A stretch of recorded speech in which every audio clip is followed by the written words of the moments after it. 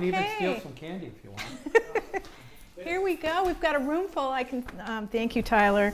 I'm calling this meeting to order for the Northfield Selectboard on Tuesday, April 4th at 6:01. We're going to start off with EMS. We're going to do an appointment. Mark, do you want to kick it off, or Cameron, or? Sure. Everybody knows this is Cam Kennedy, Deputy Chief. I is Jennifer Reed. Nice to meet you. Jennifer. Thanks for coming in person, too. Jennifer is, we're requesting that we appoint Jennifer, the per diem paramedic to Northfield EMS. And I think you guys have a copy of her We do. credentials, Impressive resume, but yes. she is a highly credentialed paramedic. She actually is an adjunct faculty at a training facility up in New Hampshire for paramedics. I actually utilized that facility when I was going through my national registry quite a few years ago. But yeah, so Jennifer has recently moved back into the area. She's, I think, just moved into Keene here recently, in the last couple of days. And we eagerly ask that you appoint her to Northfield EMS. Excellent. Any questions or comments from the board? Jennifer, let's talk about stress. How do you handle stress? Are you talking about on a call, or are you talking about kind of just the, the after processing? I suppose you could answer the question how you wish to answer it. Sure. Or both? Or both. Right now. A little pressure. Overall, when you're in the middle of a call, especially when they're high acuity, you kind of just have to focus on the task at hand and just keep thinking, what's the next thing, what's the next part of the plan, which kind of, as long as you've got a next step, it kind of allows you to kind of compartmentalize that stress. When you start processing some of those things after the call, there's a lot of things that I do personally. I've talked to coworkers about really difficult calls. I've found just going home and hanging out with my dog is a great stress reliever. He's a big ball floof. Things like that, yeah. Okay. So you would say that you have a passion for working in the EMT paramedic industry. Yes, I've been doing it 13 years. Well, in August it'll be 13 years this year. Where did this passion come from?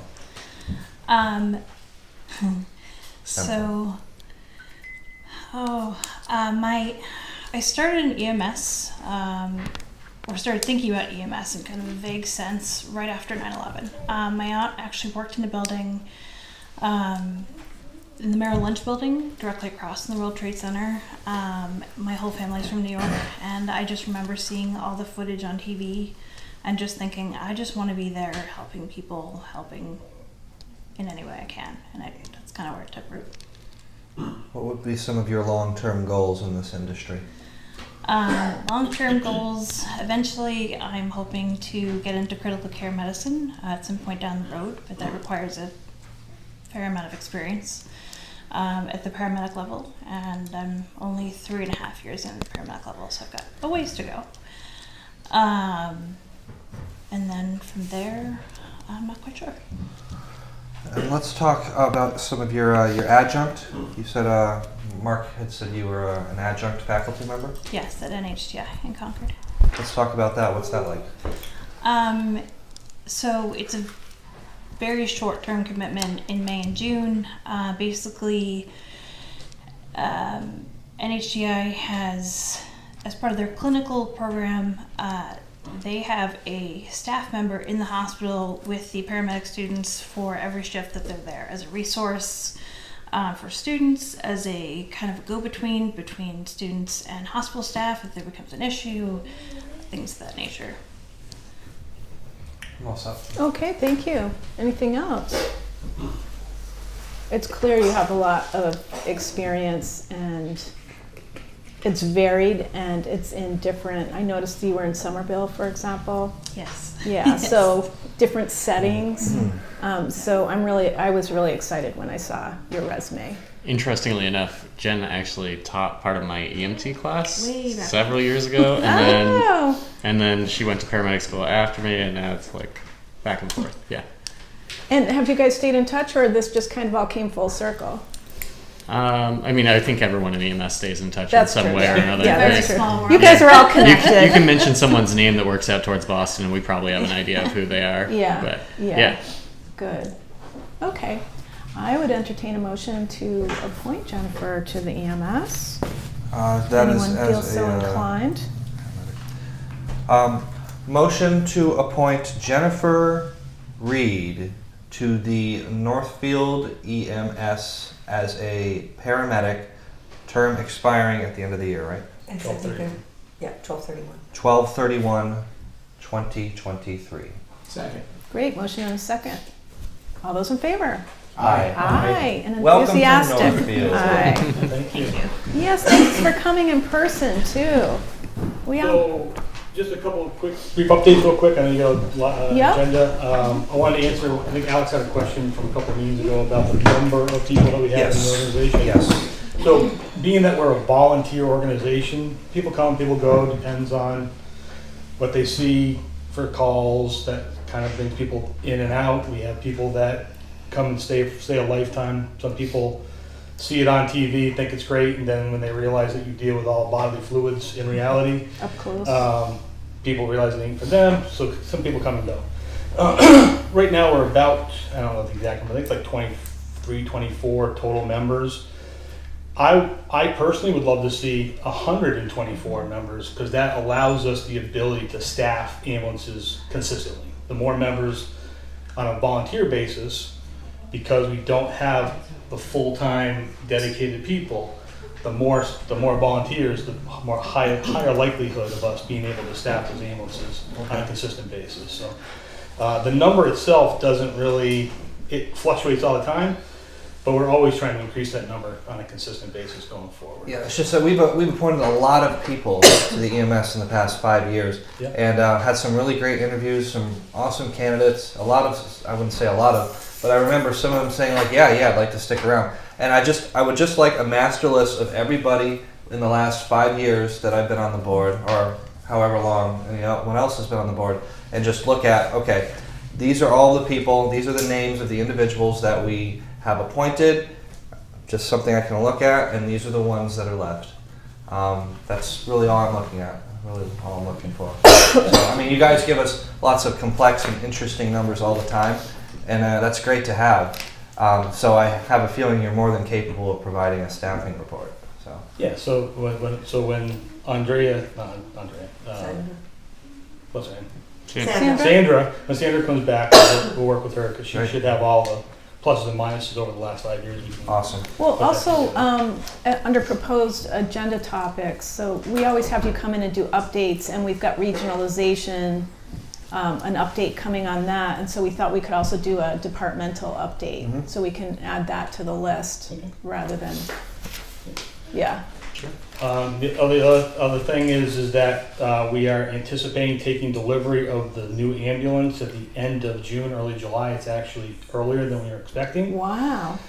Fantastic. The problem is that we've got no place to put it. We're maxed out down in the current building. One of the items on our town meeting warrant will be to outfit the van ambulance and then move it to one of our partner communities. Yep. So they have a place to put it at this point, to keep it in service and available to all the towns. In addition to that news, we were notified, and I want to give credit where credit is due. There's nothing I hate worse than doing all the work on a grant and then somebody else takes credit for it, Yeah. which happens. Between Mallory and Andrea petitioned the USDA, Yeah. and we are going to get $49,000 in reimbursement to offset the cost of the ambulance, which will go back to the enterprise fund, which is where the money was that we buying the ambulance from. Yeah. Outstanding. That's So we're getting fantastic. 50 grand out of USDA to offset the cost of the new ambulance. Yeah, she was good. She applied for, I was going to give the update, but since you're already on it, we applied at the Massachusetts level for the Rural Development Fund. And then they came back and said, oh, we don't have any more state funding, but you know what, we'll kick it up to the federal office, because that's where pieces come back from all the states that don't always expend it. So yeah, it's from the USDA National Rural Development Fund, Emergency Rural Healthcare Grant. Fabulous. Great. Do you want to come back and do an update sooner than town meeting? Would that be helpful? I don't think I'll have anything more to add Okay. before that. Okay, I was just thinking definitely, if you wanted to get into the details of the ambulance or anything like that. I don't think it's necessary. Okay. But I mean, I'm glad to come back whenever you guys are ready for it. I think we've got enough on our plate right now to get through town meeting. 2 town It's a meetings, diesel yeah. ambulance, right? It's not an electric ambulance?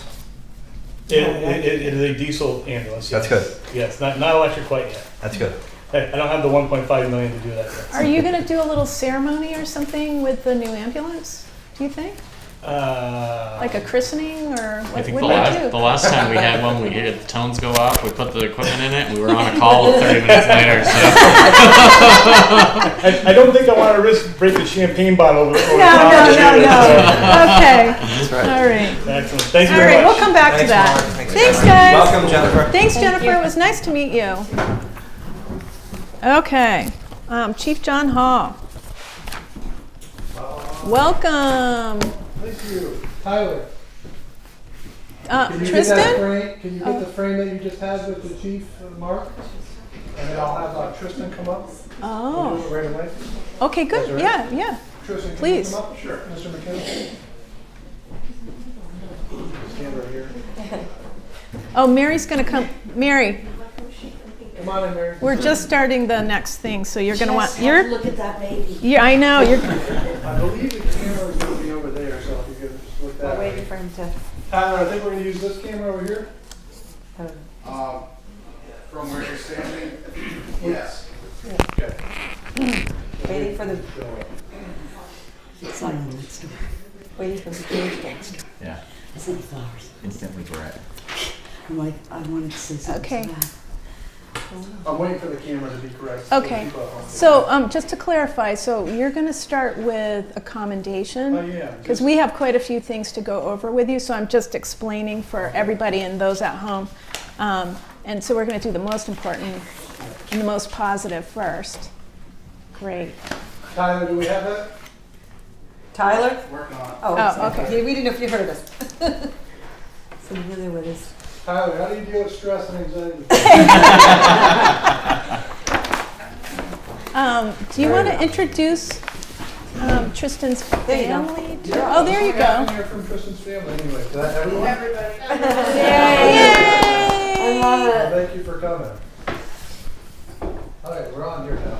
Great. You're actually on that camera, John. You sure? Yeah. Yep. So for anyone at home, Chief John Hall here. I'm with Tristan McKenna.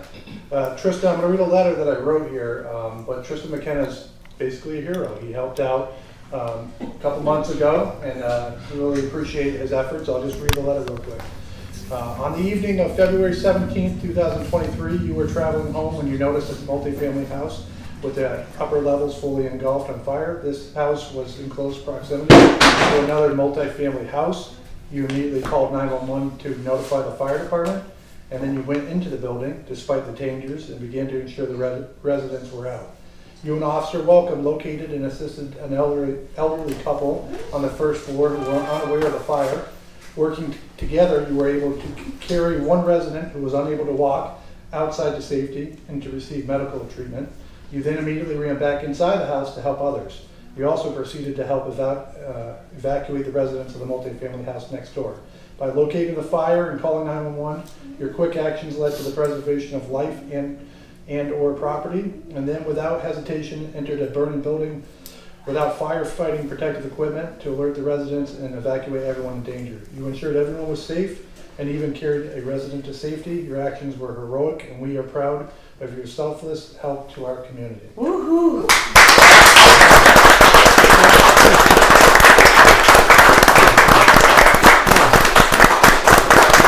Yay! And I will say, I'll let you have a few words if you have any. That Officer Welcome has a letter also similar to that one. He wasn't able to come because he had a family commitment. But again, police officer working with a good Samaritan, what a great team. They never knew each other and worked together well. We appreciate you I think a lot of people would have kept driving, or maybe they went into the house, and I think you probably saved a life there, and we appreciate what you did. Sir, I'd like to shake your hand for that. Yeah. Thank you. Thank you very much. Thank you. You're welcome. Thank you very much. Thank you all. Thank you. Thank you. All right. Have a wonderful evening. Do you have anything to say? Just, small towns need people like Officer Welcome who are willing to step out of their comfort zone and be involved. Yeah. And like I said to the newspaper, he could have just stood outside and waved traffic around. He didn't. He went in and put himself in even more jeopardy than his normal job. That's the sort of people you want working in your police and fire department. Well, we appreciate that. We had a little conversation before.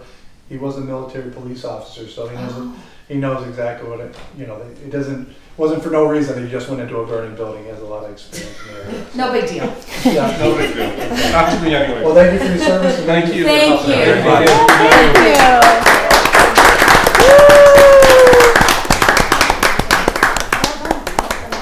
you. Proud family too. Oh, thank you all for Yeah, coming thank you for tonight. coming. Thank you you. Beautiful guys. family. Oh, that's wonderful. That was nice, everybody. And Thank you. And as I remember, that was a very cold and windy night. So why don't we just keep going with the accolades? Yes. So there's also a letter, I've already presented this to Officer Welcome. He doesn't want any more attention from it, but he's very appreciative of everyone that's reached out to him. And he has another letter that he already has.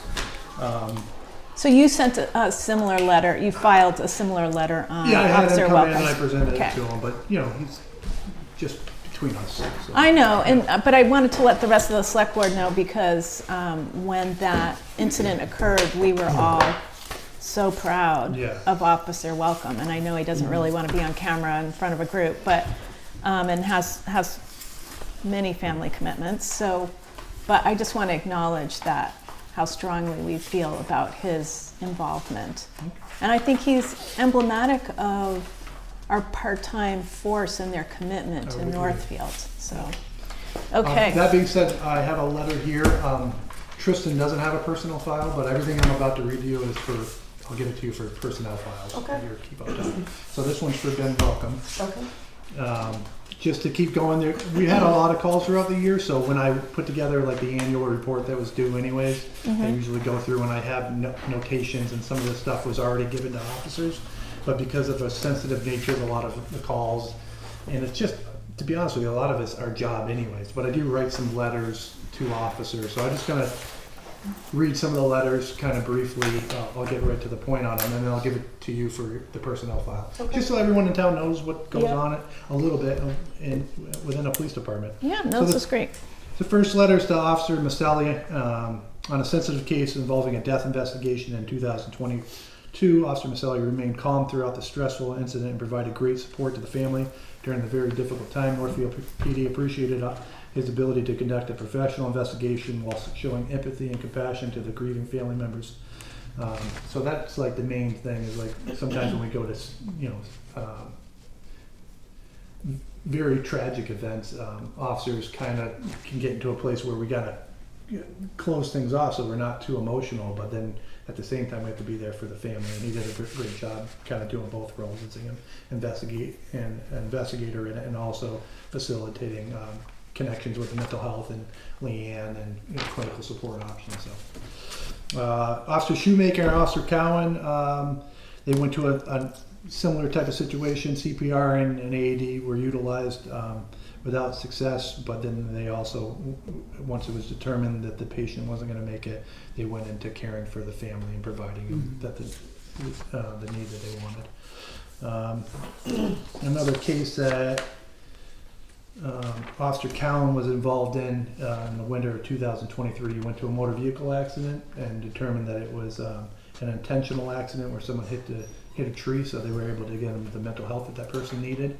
And then while they're at the hospital, he facilitated taking care of the person's dog until they were able to get out or get someone else to take care of the dog. So that's going above and beyond.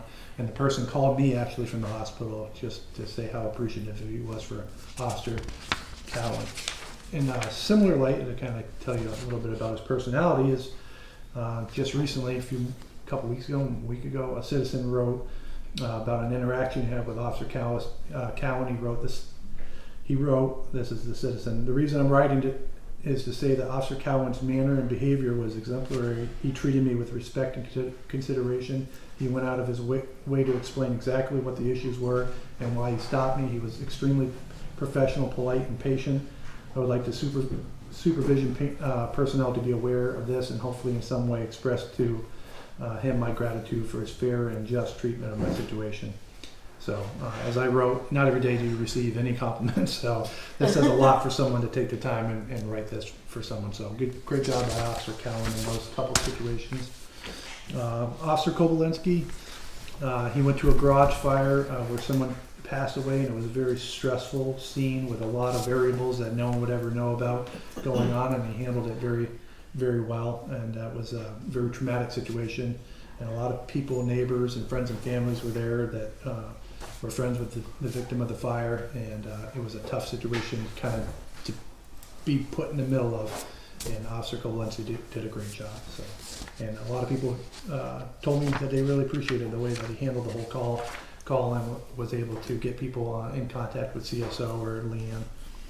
Another call that he was involved in December of 2022 was a young juvenile handling a firearm, and that investigation led to the charges of child endangerment and seizing of the weapons, and then it was handed over to DCF. So did a great job in that case also. This might seem like a lesser thing, but from a chief of police point of view, I like to at least recognize when someone is very attentive. So at midnight, I forget what time this was, midnight or 1, he went to a house for someone having low pressure, which isn't even a police-related call necessarily, but we go to all kinds of calls like that. But it was one of my neighbors actually. Yeah, he thought to himself, well, what's causing the low pressure? Then he started driving around the area, and he found, a pipe that was leaking and was able to tell the town garage fairly quickly, so it prevented a lot of people from being out of water for a long time, to include the elementary school. So, great job there. Very nice. Officer Waller, in the winter of 2023, responded to a sensitive emergency involving a family dispute and juveniles within a home. One of the juveniles was believed to be missing. He ended up, it was a cold night, he ended up locating juvenile stuck on a roof of the garage. And so he was able to make sure everyone was safe that night, also contact DCF so they could do follow-up investigation, and did a great job. Another thing that Officer Waller did was in last year, Officer Waller responded to a medical call for a possible overdose of heroin. The patient was found lying unconscious in a garage with only shallow breathing. He deployed Narcan to revive the patient. The dose of Narcan kept the patient stabilized until paramedics arrived. After an investigation was determined, the patient had tried to kill himself, so he was able to get into the hospital in that situation. So, pretty great work. This one's for Sergeant Poroskoff and Officer Sumner. I won't go into too many details because it's still an open investigation, but this was the threat at the school that we had in the last 2 weeks ago now. So their quick response to both the school and the suspect's home immediately stopped the threat. Their quick actions prevented the need for a lockdown of the school, and thus they appropriately de-escalate. Their de-escalation prevented the unnecessary traumatization of children and staff. I think a lot of people don't realize that what lockdowns, how scary they are for children and staff. So if you can eliminate the threat or the possibility of a threat before you have to do that, that's always best. And because they reacted quickly, they were able to do that. This letter is to acknowledge Sergeant Poroskoff for his assistance with a pursuit in one of the surrounding towns. He was able to deploy stop sticks, so did a great job there backing up another agency. And this is a congratulations letter for Sergeant Poroskoff. I recommended him to the crisis negotiation team for the Franklin County crisis negotiation team, and I recommended him to that, and he went through the application process and the interviews, and he was selected to be a crisis negotiator. He still has to attend training, but that's a great thing for one of our officers to be selected for a position like that. It says a lot about his personality and his ability to speak to people, especially people in crisis. this is a repeat, but Officer Sumner was involved with the elementary school thing, so I wrote him a letter for that. And he also did a great investigation last year where the person reached out to me to compliment Officer Sumner in his investigation. He was able to get his property returned, and appreciated his work, because sometimes as a police officer you can kind of do as much sometimes as you want to do. So a lot of officers might not have went as far as he did. So he went the extra steps to make sure the person got their property back and people were held responsible. So those are the letters I have, and I will give these to you if you want to add them to their personnel file. Absolutely. Any questions so far? No, I think I'm just reflecting on the fact that this is a nice discussion to have. One, from a personnel standpoint, to be recognizing employees in any department, recognizing them and saying it out loud, right? I know most of them don't like to be in front of the camera or a crowd. They're just they feel they're doing their job. But I think it's nice for us to hear that and to understand how things are working too from a personnel standpoint. I'm just really, really impressed and grateful to you and the department. Particularly when we move on to the next topic, I just think, and now having been at I was at one of those fires, so I got to see people working together across the departments. Yeah.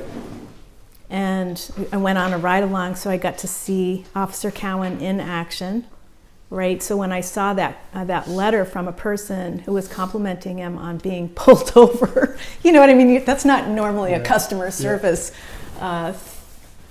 thing that, compliment that you would get he pulled me over in a really nice way and helped me out. I just think I've actually have seen him do that. So when I saw that letter, I reached out to Officer Cowan. I'm like, I've seen you do that. So it's just really nice to know that they're part of Northfield. Really makes me kind of tear up. It's just, it's a really nice activity to do, right? Take the time. I got lucky. I inherited a good PD with great people. That doesn't mean there's not room for improvement, but everyone can make mistakes or have a bad day. But you have to recognize when people are doing it correctly. And like you said, it's not, people aren't recognized enough, and you want to let people know that that's what we want you to keep doing. So how do you give those people the confidence to keep doing the little extra empathetic thing? Because sometimes in police work, being empathetic or compassionate can be viewed as weakness or softness. But I don't equate the two things, so that's why I'm encouraging people to be compassionate and to use their discretion in some ways. Not to get out of work, but doing the right thing for the person that you have in front of you at that time. Right. It's the timeliness too. Mary, did you have Well, I just wanted to add that these officers, it's obvious that they love their job and they are comfortable going beyond the call of duty, but I think that's a testament to your leadership, John, that you've developed and are continuing to develop a real strong family within your department. And these officers sound like they're just very happy being part of the Northfield PD. And don't forget to pat yourself on the back once in a while. It's okay to I don't know if I could take the credit, but I will. Okay. Okay. They might be at home saying, we've been this way for 10 years, it's got nothing to do with it. Okay, well, But you're given the recognition, which I don't think that a lot of places, a lot of officers are used to the recognition. They just do this kind of stuff, and Well, they deserve it. it's just silent, and it's an expected thing. Well, I've had supervisors that recognize it, and I have had supervisors that don't recognize and it. you did. And it's funny because some years you're like, I really did a great job that year, and I didn't hear one thing. And so I don't want to be that type of It's hard on supervisor. ego. Yeah. There we go. But thank you for bringing it to our attention and to the You're welcome. entire Community. All right, unless I have any questions, I'll transition to the next thing. Yes, let's. I don't think it's on the agenda, but it's just in the right timing for this, as opposed to me have to give a speech. I wrote the Northfield Police Department Annual Report 2000. Who does that go out to anyways? Can we put that on the website so people can read it? Well, we can. It goes in the annual report that gets published. Yeah. Gets handed out at town meeting, so there are copies. They can available. see it, okay. Yep. She'll put the whole report on the The town whole community website can see too. it, all right. Yep. I think since people are looking for updates, and since I wrote it, it'd be easier if I just go off the sheet. So some of the things, we'll talk more about it, but we hired Officer Sumner.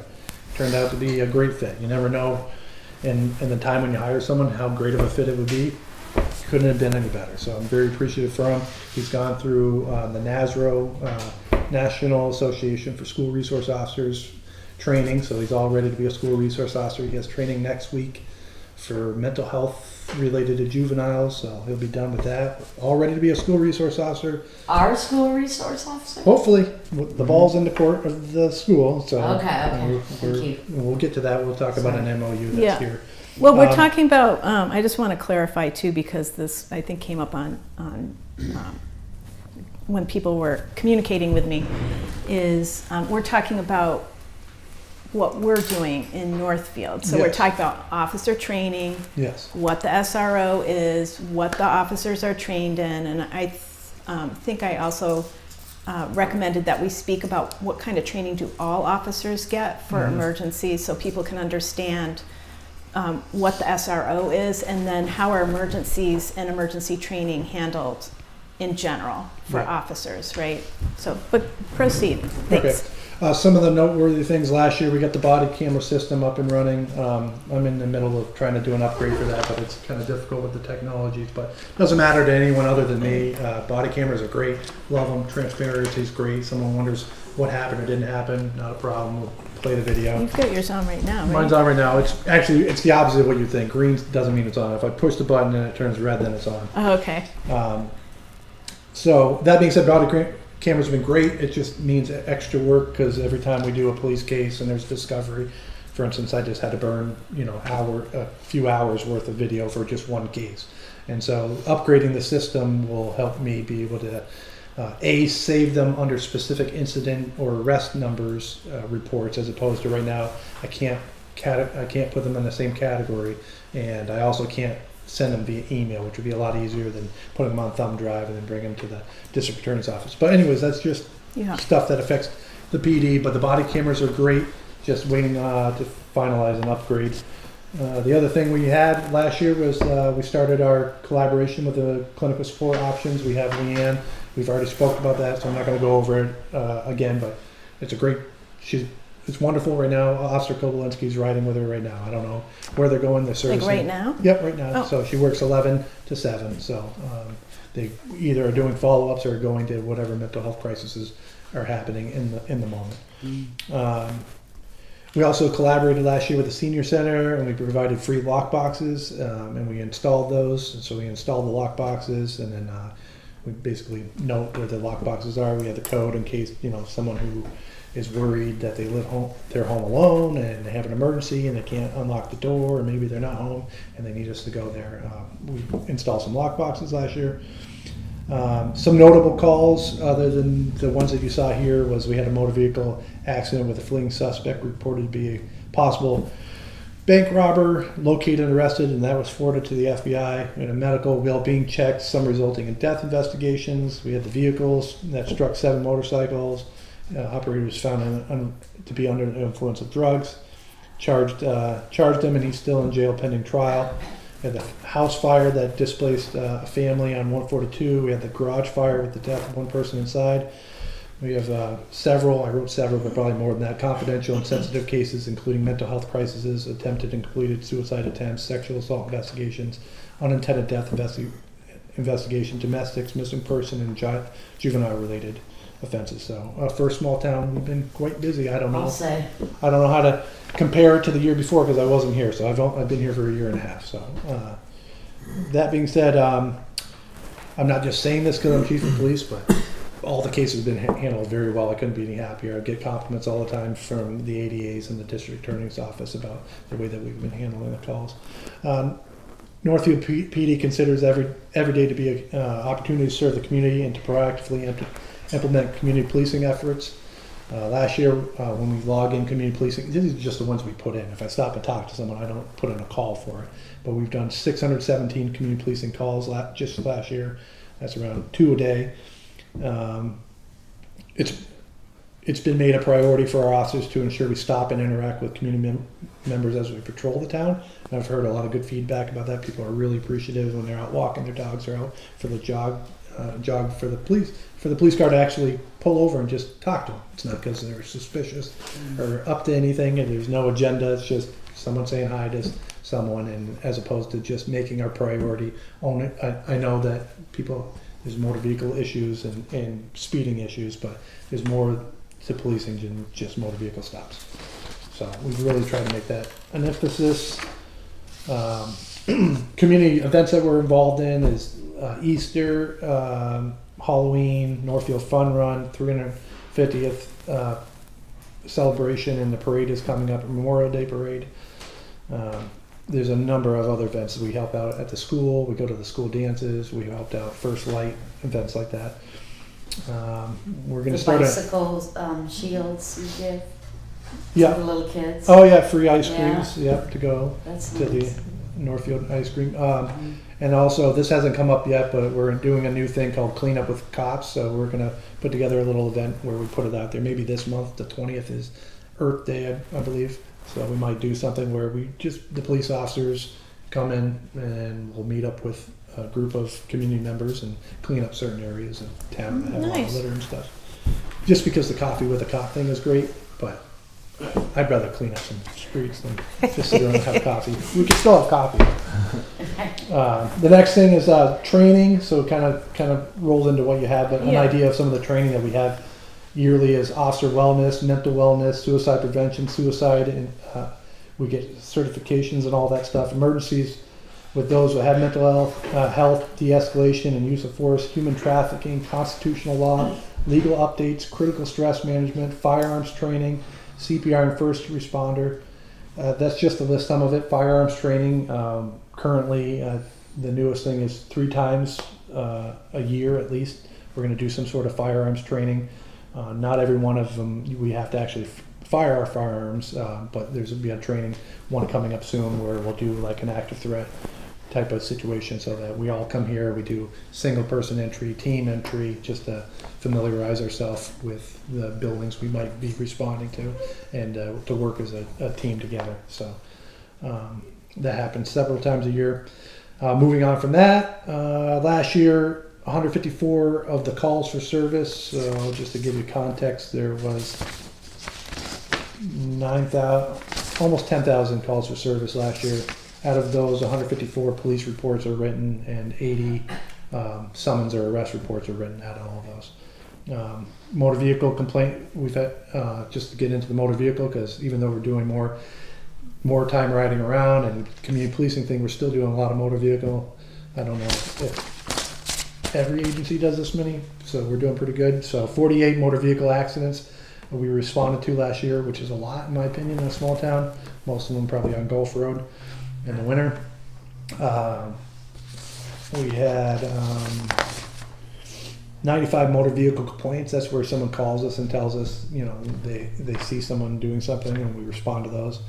We have a little over 1,200 motor vehicle stops. We've initiated almost 1,000 traffic enforcements, radar enforcements, and issued just under 1,000 citations. So we have plenty of proactive traffic enforcement, in case anyone was wondering. I gotta get the tail light fixed. Yikes. Yeah, and the numbers, honestly, if I were to compare last year to the year before, the numbers probably would go down, because I'm not a statistic person. Yeah. I'm about educating people, so I'm less likely to give someone a ticket just because they're in New York and they're driving on Gulf Road. I don't think that's the fair way to police. So you judge it by, do they have any citations? Were they honest? Did they pull over right away? Did they intentionally know they were speeding? How fast did they go? Those type of things. Mm-hmm. Not, you're from New York, you're getting a ticket. So. Welcome to Northfield. Good thing Yeah. Alex isn't a police officer. Uh-oh. All right, so Okay. any questions for that? And then if not, we'll run into the MOU. I have the MOU here for this. Yeah, I just want to make sure we spend a few moments on SRO before we jump into the MOU piece, if that's Sorry, okay. everyone. That's okay. We're all on the edges of our seats. Did you, just on the numbers, did you say 9,000 to 10,000? Calls for service? Yeah. Yeah, just under 10,000. Wow. And these aren't my stats. I got these from Shelburne Control, so I'm not padding. Wow. 9,598. So we have 3,000 people.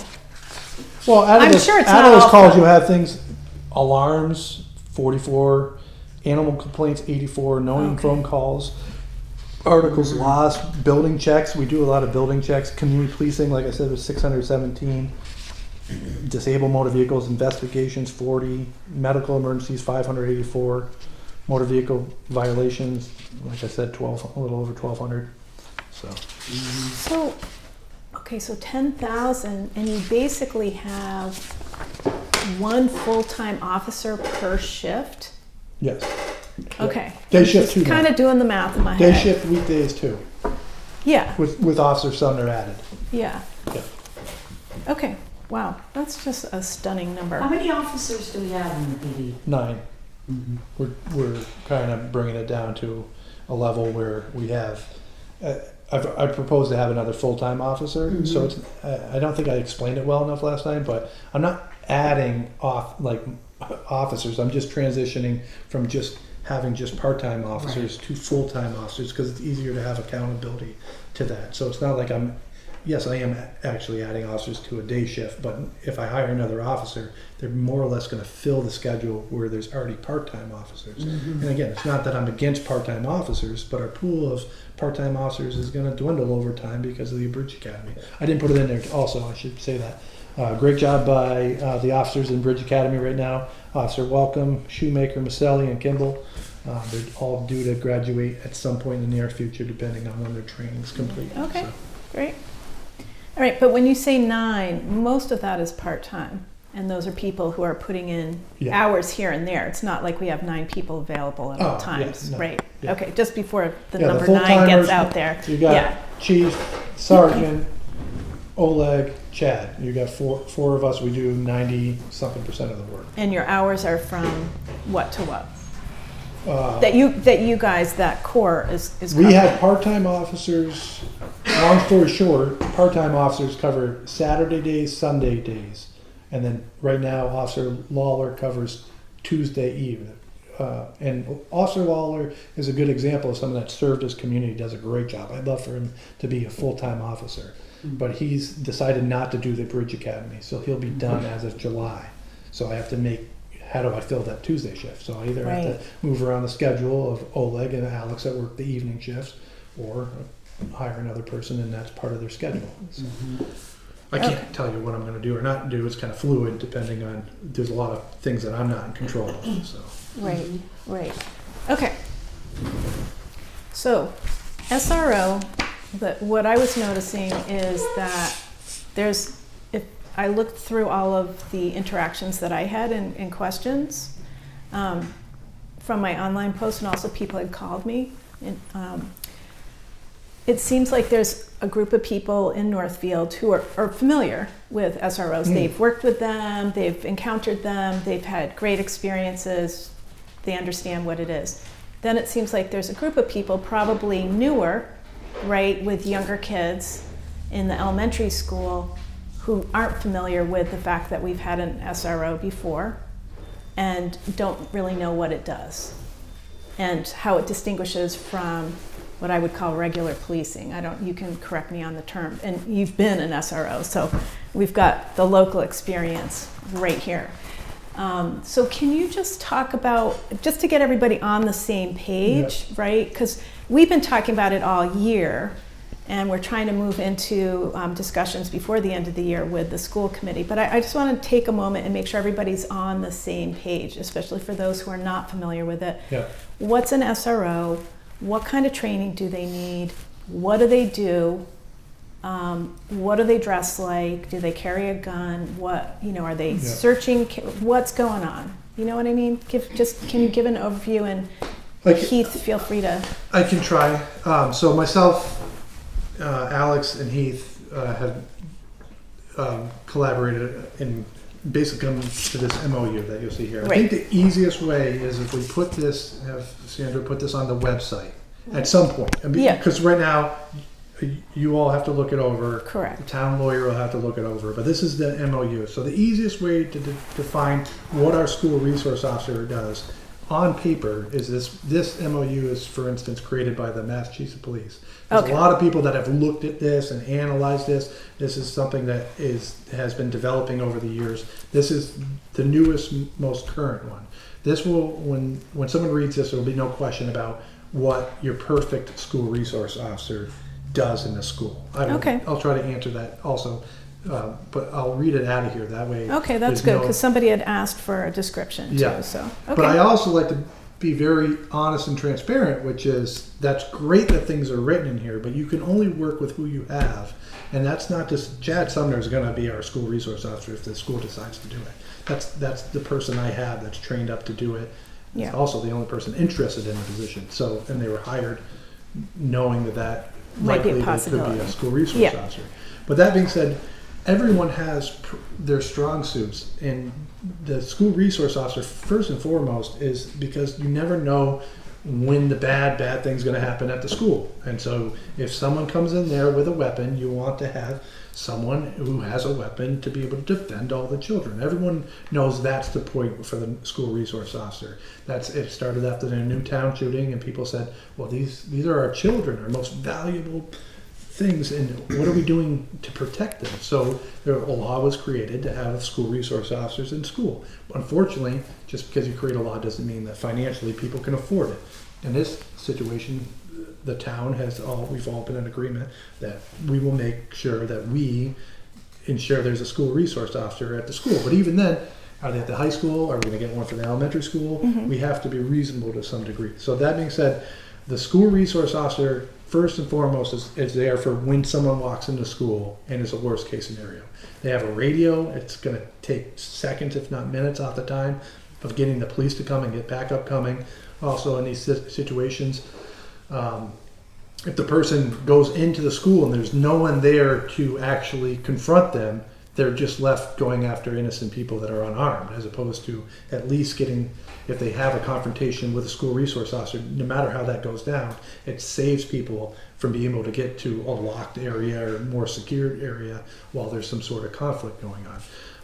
So that's what a school resource officer does, but then the school resource officer is not just sitting there for that purpose. The school resource officer should be your best police officer that enjoys working with the community, enjoys working with children, that recognizes when you have children that might have behavioral issues, or they're not acting the same as they normally do, or they're not making friends. And that school resource officer can be there to intervene when no one else maybe is intervening, especially when the school resource officer is actually a police officer, and they're also tied more to the community. So if this is Northfield and you have a kid who's not acting the same as they normally act, and the school resource officer recognizes that, they can be proactive about it.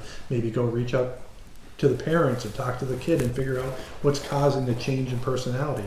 Also, maybe some children just have a tough time as they're transitioning through life, and maybe they just need to help someone break that buffer so that they can meet other kids and have some sort of group that they're involved in, so they're not outcasted. Those are the little things that will never actually make any statistics, which is how many things did you prevent from turning into the bad thing. And that's the thing we would never know, but that's what a school resource officer does. So I'll read from this, but in my opinion, that's what a school resource officer does. And it's actually counterintuitive, but a school resource officer also is there to make sure that kids don't get in trouble for every little thing and go to court for it. Because as soon as you get a criminal record, that affects you for the rest of your life. And I don't know about every other person, but when I was 16, 17, I was a handful. And so, thankfully, I was really good at running. So that being said, I'm not telling anyone watching this to be running, but I was. But you want to have someone who's able to make sure that the kid is held accountable, but at the same time, not to just put them into the criminal justice system, which is only going to make whatever they got going on worse, unless they're to the level where that's what you need to do. Right? Does that make sense? All right. So, do you have anything to add before I read any of this? I didn't want to step on your toes. Sure. Heath was a school resource officer. So. Yeah, I was the last person to In have Northfield. that job full time, and Billy Kimball was like kind of the only person that's been in it. And, Billy was 3 days a week for most of the time that he was there. Yeah. but yeah, the program, when I got in there was only one person before me, so they were the introductory person, and I think they were only there maybe 2 years, and I was only there a little over a year. But there was a lot of room for improvement, and that wasn't just a pioneer. There was a lot of room for improvement on other people that I looked at to see what they were doing. And then when I went through NASRO myself and a whole lot of other trainings while I was there was just a lot of stuff that we weren't doing that I'm like, this is what an SRO is supposed to be. Like, policing, especially in a small town, is community policing. That's about here. An SRO is up here. That's all you do. If you're an enforcer type of person where you like to go and arrest people and chase down cars, that's not the job for you. Like, you're not going to be good in that setting. That's not the place for you to be anyways. Like you said, the kids who are there, they need to be kept out of the criminal justice system, and that should be the main priority of the SRO, to teach kids a lot of the stuff and the misconceptions that they have and maybe what their families have about law enforcement. And that was one of the biggest gripes that I had going into that job, that I went in with a mindset to try and change it. There was a lot of people who will walk up with their little kids and be like, see that guy in uniform right there? Behave or he's gonna arrest you. Yeah. And the kids look at someone in a uniform and have a sense of fear about that, or a bit of intimidation. And it's like, to humanize the badge was a huge effort behind that. That whole job was to go in there and show them, like, no, I'm here to help you. When you have a problem, I should be one of the people you turn to. I am a trusted adult. You've got to, we spend so much time telling kids, stranger danger, don't trust these adults. They have to know what adults in the community to trust. So that, when I went into that job, that was like for the littler kids in the other schools. But in the high schools, we did so much stuff outside. Like, primarily, you're there as a security person. That is like one of your most important jobs, because if you fail at that and something bad does happen, the consequences are immeasurable. But outside of that, there isn't any sitting around if you're really doing a good job in that position. When I was there, I was just trying to recall some of the things that I did, but I did the distracted driving trailer. I brought that into the parking lot, and the kids went through simulators to drive in these simulators, and they'd have a text message go off, and this trailer was specifically made for that. We did that. We did drunk driving education with the drunk goggles, and they drive a golf cart, and it would show the levels of impairment and show them, like, actually what it means to have 1 or 2 drinks and get behind the wheel, and a whole bunch of different stuff. Digital citizenship was a big one, especially with the little kids and middle schoolers. They had all the technology in their hands, and they're getting themselves in some really potential hot water with their lack of knowledge of social media and the stuff that goes into that. Cyberbullying, the substance awareness. I actually didn't go to DARE school. I went to life skills school and got integrated with what the school is teaching in their life skills curriculum, and took the same type of training, so that when they hit a certain substance education program, I could, hey Heath, we're doing alcohol. I did alcohol last week. I'd like you to come in and do like a second half of it and describe it from sort of your perspective and what happens on that side, let the kids ask questions. So working with the teachers with the health ed classes. Oh, got so it's like okay. You integrate it instead of, I really wasn't a fan of DARE. Like, I'd seen so much research about how it didn't work and all these other things. So going a different route, I went on that certification level. So the substance awareness was a big one. You work into like the constitutional law portions of high school education too, was fantastic. And then when it comes to the lockdown practice, you're there hand in hand, but they're there as a face that everybody's used to seeing. So if something doesn't go right, well, number one, they take it real seriously. You're there, you're explaining to them that when we do these lockdowns, it's serious, don't horse around, let's take it very seriously so that we can just get past it and move on. This is a serious situation. But they are scary. Like, they are, is the least amount of intimidation as we put in this state around those. I've heard nightmare stories about what happens in other states when they do lockdown drills. And we try to make them as less, the least amount of intimidation as possible here. And when you're there with the little kids, it's you go in there, you congratulate the kids for sitting still, being quiet. So you're a great liaison in a drill, but I can't imagine, like, in a situation that happened a couple weeks ago, having that person immediately respond to the school while other law enforcement can go and do what they've got to do. That sense of security, that if something, we have a particular threat, or if you had to lock the school down and all those kids were outside, that's like the worst time ever, that you have to try and lock down the schools toward the end of the school day when the parents are there and you got all the kids outside. So you have that trusted person they see all the time helping in that high stress situation, and it's their person. Like, you're there and you're there helping the school while everybody else is out doing their thing. So I mean, and then one of the biggest things that is still in place, and I'm trying to help the school district working now, is the referrals and diversion programs, where if a kid does actually do something within the schools that's against the law, the diversion program keeps them from having a criminal record. They go into maybe a court system with maybe something like an assault with a dangerous weapon or something like that.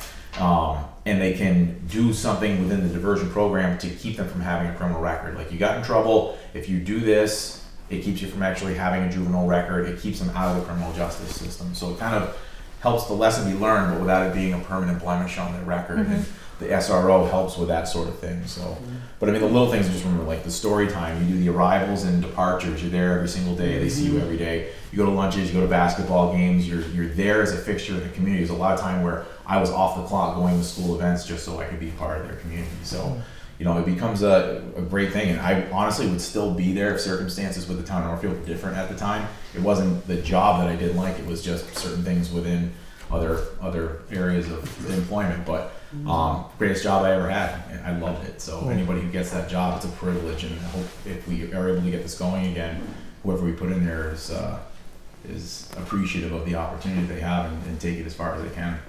Did you wear a uniform? Like, what's the... Every once in a while, like if there was a basketball game, I would, because you had other communities there, so I kind of want to be like, especially like basketball playoff games, they got really intense. Okay. Maybe if I was doing something like a constitutional law class, but for the most part, I wore a shirt like this and it had a Northfield seal on it, or I'd wear a polo. Oh, okay. And there's debate on both of those. On what's more valuable, but I really thought that the uniform thing was kind of intimidating, all the equipment on the belt and stuff like that. But I'm actually looking for both, primarily just like you said, a polo, but also I think we watch national news and we apply it to ourselves, and there could always be a kid or a family in there that had an experience that was negative with police officers, but I think that's a very small amount of people. Maybe I'm biased because I'm the police chief and my kids go to school there, but they don't even notice I'm wearing a uniform. But the more I stand at the front door wearing a uniform and I high five kids, they start associating this with whatever fearful thing they have. So that's important to do from my perspective, because he said it earlier, which is humanize the badge. To understand that, okay, what you see on TV and what's being pushed at a national narrative, which is police are bad, that's not... You know, there's bad people in every profession, and we want them to know that Northfield police are here for the community. And so them being in polos is great, because I put myself in the shoes of the school resource officer. I'd like to be comfortable and wear something that I could play, shoot hoops with the kids. You can move around. Play football, move around or whatever. Yeah. But at the same time, I don't see an issue with wearing a uniform now and then. Well, I like the way you explained it. Like, it depends on the situation. Sometimes having the uniform is valuable, right? If you think... like at a basketball game with, high stakes or lots of people from other places, that, okay, it might be helpful to have somebody be recognizable as a police officer. So it's just good to know, and it's good to have this discussion. I think that's what people were looking for, was what's the discussion, especially if their only frame of reference is national news and things like what people had asked me about or sending me stats on, bias, when you were talking about kids with behavioral issues, is making sure that they don't become the target, that sort of thing. That's what I was hearing from folks. So I think it's helpful to have this discussion. I don't think this is the only discussion that we need to have. I think it's helpful to explain that the town of Northfield does the hiring, right, of the police officer. We've worked on that whole hiring process.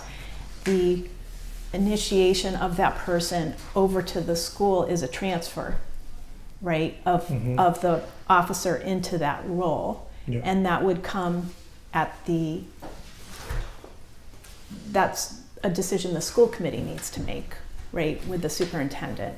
Exactly. Right? So, and this is one of the things I've been noticing about discussions anyway, is that where it gets confusing in small town government is that you have multiple elected bodies who have their own responsibilities and purview, and then occasionally there's a little bit of overlap, and that seems to be where it gets confusing for folks. And I think this is a perfect example where we do the hiring, we're responsible for the police, you're responsible for the training and all of the stuff that you discussed. The use and actually having the SRO in the school is up to the school committee. So what we've been focusing on is where we need to have all of our details lined up so that we're positioned to help the school and be ready to go. And we're also aware of the fact that the MOU was outdated, Yeah. right? Even though it's in effect, currently in effect, but that it expires at the end of June. And so that's what Alex and you and Heath have been, Yeah. is like looking at what's the recommended MOU, what's the most up-to-date MOU, and then how those details would work for the town and for the school committee, right? Yeah. So I'm just stating the obvious for all the folks at home and the folks that, all the feedback and input that I got. Yeah. I'm trying to make sure we address it. What comes to mind is that saying, or what you can only control what you can control, like what's in your parameters. Purview, yeah. And so that being said, from the police department point of view, and I think from a select board point of view, a town point of view, is that we can only speak for ourselves. And what we've done since I've been here was, when I was hired, I was told that go find the perfect school resource officer. Yeah. And I did that. And then I found out that it wasn't as solidified as I thought it was. I thought I was working for everyone to find a full-time school resource officer.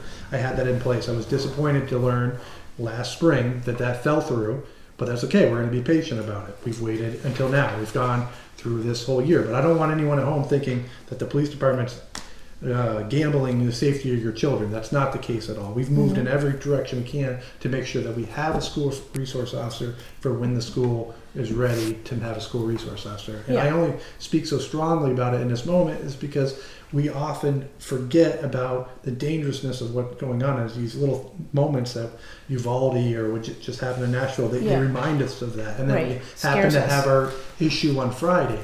But don't take anything I'm saying to be disparaging of anyone, because again, we're going to have a school resource officer and I need to have a good relationship with the school. So I'm looking forward to when that does happen. And I will go on and say, for the school's point of view, like just as to show some support for what the school has done, what happened a couple Fridays ago is Principal Trill did an amazing job. I think people don't realize how great of a job he did. Yeah, good cool, point. calm, and collective. I mean, it couldn't have been any better than that. I think he experienced some criticism or constructive criticism, but people don't know exactly the intricacies of what went on, and that's just part of having jobs like ours where you're going to have people evaluate these split-second decisions. But in the end, I could speak from a police department point of view. I couldn't be any happier than the collaboration I had with Principal Trill and Superintendent Patricia Kinsella. It was great from my perspective. Good. And from a PD perspective, just because I've heard maybe we could have done a better job maybe communicating what had happened. I'm always in a conundrum in those situations because we're supposed to be unbiased. That's our job as fact finders. I'm the law enforcement, we're the police there. Right. And so when the threat was detained and then they're in jail with $300,000 bail and we don't know what's going to happen, I have to weigh a lot of different things to include the children that are connected to the people that were on the other side of it. And so you have all these people that you're trying to protect from each other.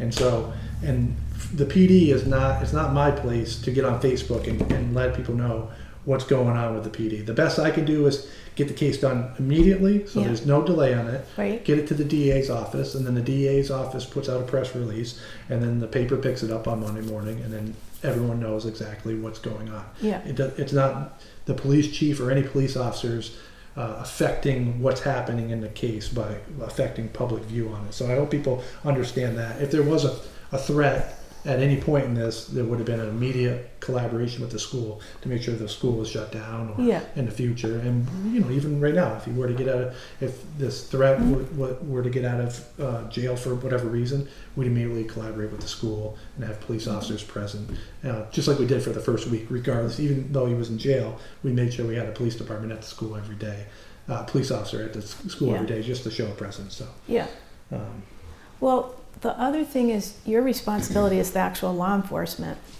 right? So you can't really be taking time away to necessarily be doing emergency communication. We've talked about this before, that there's a role of people who are doing emergencies need to focus on the emergency, and the communication needs to happen, but it needs to happen separately. It can't be the same person doing the same thing. Otherwise, you could be missing something that's really, really important, right? You'd also mentioned that, and I don't know where this, when a case is under investigation, you can only talk about it to some, you can't be talking about every aspect of it because it's still under investigation. Is that true? Yeah, there's some Yeah. things that maybe I could talk about, but I like to stay like way over here because I'm You don't want to have to backtrack on anything. Well, we have a country where you're innocent till proven guilty, so I'm not trying to sway anyone's opinions on someone's guilt. Right. That's up to the criminal justice system to take Right. on. So if I'm going to go and talk about someone or a case and lean into a certain direction, I'm not doing our criminal justice system any favors, especially when I'm doing it for really no reason, because at the end of the day, I know that the person's behind is in jail and they're not a threat to our community. Because at the same, I get why people are fearful. My kids go to school to the same school, so I'm not. Your kids are at Northfield. Yeah, Northfield. So, you can always sound defensive in these moments, but I think from a school's point of view, is I just want to talk for them to say they did a great job in that situation from my perspective as the police chief. So, especially Principal Drill. So, Okay. I think the kids could have. A lot of times in those situations, you could have had a lockdown, an unnecessary lockdown, which would have traumatized a lot of people unnecessarily. So, by him being cool, calm, and collected, it kind of worked out. Any other questions, or you want me to move on? I'm just looking at the time. What else do we need to accomplish tonight? We just on the MOU front, it has been sent to legal. I don't think I have to read through it. I highlighted some things, but I think Keith covered it. We both covered most stuff. And we can actually, once we get it back from legal, we can go through, we would need to go through all the details prior to recommending it to the school committee. I would post it online though. That way parents can take a look at it and see exactly what a school resource officer is expected to do. Well, my thinking too was that we might actually need to address that at the next meeting after we get it back from legal. Alex. Yeah, so when people say that it can never happen here, that is the biggest mistake in public opinion that you can have in this day and age, because it can happen here.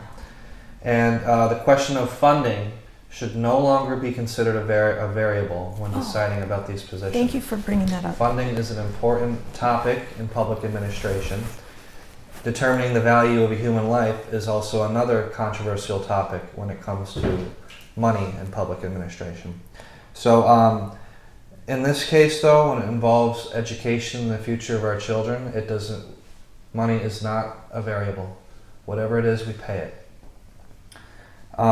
Therefore, I don't think there is any reason that the school committee or the superintendent and the other stakeholders involved in making this decision should have any reason to deny an SRO program in the school system. Having met with Heath and Chief Hall, we have developed an MOU through the Mass Chiefs of Police Association as a template to craft what will work for our school district and for our children, for our teachers, for our parents, for our educators, and for our town. And that means that in the end, when it comes to budgeting and staffing, once again, it should not, we have the staffing in place, we have the money put aside for this position, and we're fully prepared to take on the responsibilities of it. And anybody who wholeheartedly denies this position should be deeply ashamed of themselves and ask themselves, what if it was your son or daughter? And you should also ask yourself, do you feel safe in this day and age? In a day and age where we have no idea who our enemies are anymore, and that it's not something on a map, it's not something that's seen. So these are all things we have to consider here. You know, I've said this before over the years, that you can have a school resource officer that does all the nice things in a school, but at the end of the day, I don't need to repeat things that have been said in the past 45 minutes here, but this is about safety, and it hits you differently when you become a parent, which is something I've become in the past couple of years. Heath has a fantastic boy in the school system. Chief Hall has his children in the school system. So it hits you differently. So I really hope that the individuals that are going to be making these decisions coming forward are really looking beyond what it appears to be at from a policy perspective and from a financial perspective, and look at it and just looking at the bigger picture of what we're trying to accomplish in law enforcement in our society in 21st century America. So Ultimately, the parents have to speak up. correct. Yeah, Yeah, that's, yeah. so our goal was to put all the details together, have something of substance. So what we were focused on was what actions we could take as a select board, right? Right. So we feel the MOU's in a good spot. It's significantly updated compared to the last one. Yeah, it's completely different. Right. So bringing that agreement into the light, into this day and age. Yeah. That said, agreements involve two, as I pointed out, two bodies, two different elected bodies. So if we're comfortable with it, then we can present it, and then the school committee needs to evaluate it through whatever process they have, and then any differences, we would need to iron those out. Yeah. But we think we're at a really good starting point with that, and we also wanted to, near and dear to my project manager heart, is don't want to wait until June 30th to be trying to get an MOU that's expiring on June 30th done, right? I want to get that done and out of the way. As far as costs, thanks for bringing that up. Because what we talked about, I asked Andrea this. So a police officer fully loaded with benefits is about, cost the town about $85,000 or so. And the setup, and when people look at the budget, so the line item in the school committee's budget, the town has its own line items with regards to wages, and then the school committee has $30,000 that's targeted for the SRO. It was in this year's budget, it's in next year's budget. So that $30,000 would be applied to that Yeah. rough $85,000 figure. Yeah. And just so people. Yeah. go ahead, Mary. Oh, I'm sorry, it's $85,000 for a full-time police officer a year? That's an estimate Approximately. on depending on someone's Approximately. education that they're bringing with them and their years of service. But full-time, not part-time. Full time. Yeah. Yep. Thank you. Yeah. Yeah. And it's also like she said, it's not like they're making $85,000 a year. That goes into their insurance and. Yeah, I'm talking about what Health the, insurance, we have to do. Well, that's a nice, I got it. good estimate for $85,000 if for we get the total if we get the right cost. person in the Yeah, job, and we're not settling. not total salary for the person, Yeah. total cost Right. to the town. Well, people have to understand Yes. that we're also investing their equipment, their training, their field training before they even start doing it. Yeah. We have the cruiser that they're involved, the equipment in the cruiser. I mean, we're The dealing with a lot of repeaters. money that Yeah. the town is committing to keeping our kids Yeah. safe at school. So Right, Okay, right. anything else? I will say also that the MOU too just is the 30,000. It's not like we're asking for more than 30,000, but you No, can read it. no, I yourself, just wanted so. to make sure we pointed that out because we're in budget season. So when people start looking through line items and the like, it's important to call Sure. out what it is. I know everyone's sick of listening to me, but let me just run through the now we're- the other things. What? Sorry, everyone. You ever see me like my name on here? Don't come. Just quickly Yeah, I will before. say your updates are the longest, but certainly the most educational. All right, pay scale. Andrea can speak of that. That's something that's ongoing right now, but it's on my list of things to talk about. I don't need to get into it, but we're talking about the 85,000 that kind of ties Yeah, into right. it. Or everyone's going through this pay scale thing. So, but that being said, also I have listed down here to talk about rules and regulations. I sent you all an email with the rules and regulations. Please go through it, highlight it, send it back to me, and then I can put that. I can make sure that that's all updated. And send it directly back. Yep, send it. You don't have to send it to everyone. I will Do look- not send it to everyone Yeah. because it's, I will look it over. I'll make the changes if I deem that they need to be made. Eventually, you'll have the actual ones I'm proposing after your suggestions. That being said, even more extensive than that is the policy and procedures. So on top of rules and regulations, officers also have policy and procedures, basically tells you Yeah. what you can and can't do. And we're reviewing that too? Not yet. No, So just the just the rules rules and and regulations, and they're actually not Right. all that long. It shouldn't be that difficult, Yeah. and they've been reviewed by a lot of other people, to include other towns that have done the same Yeah. thing Right. for the same exact document that I sent you. It might even have the wrong chief of police written on the one I sent you, so that's how not updated it is, or it's not been finalized for Northfield. Right. So policy and procedures are actually, this is gonna be way more lengthy, and the other towns around here wanna also do the same thing. So we have a committee going on that I'm involved in. Oh, Yeah, to go through all our policy and procedures. so what's your timetable on that? We It's can. probably gonna take, every town will be different. For Yeah. me, it's gonna probably take 6 months to a year, if Oh, not okay. 2 years. Okay. Oh, wow.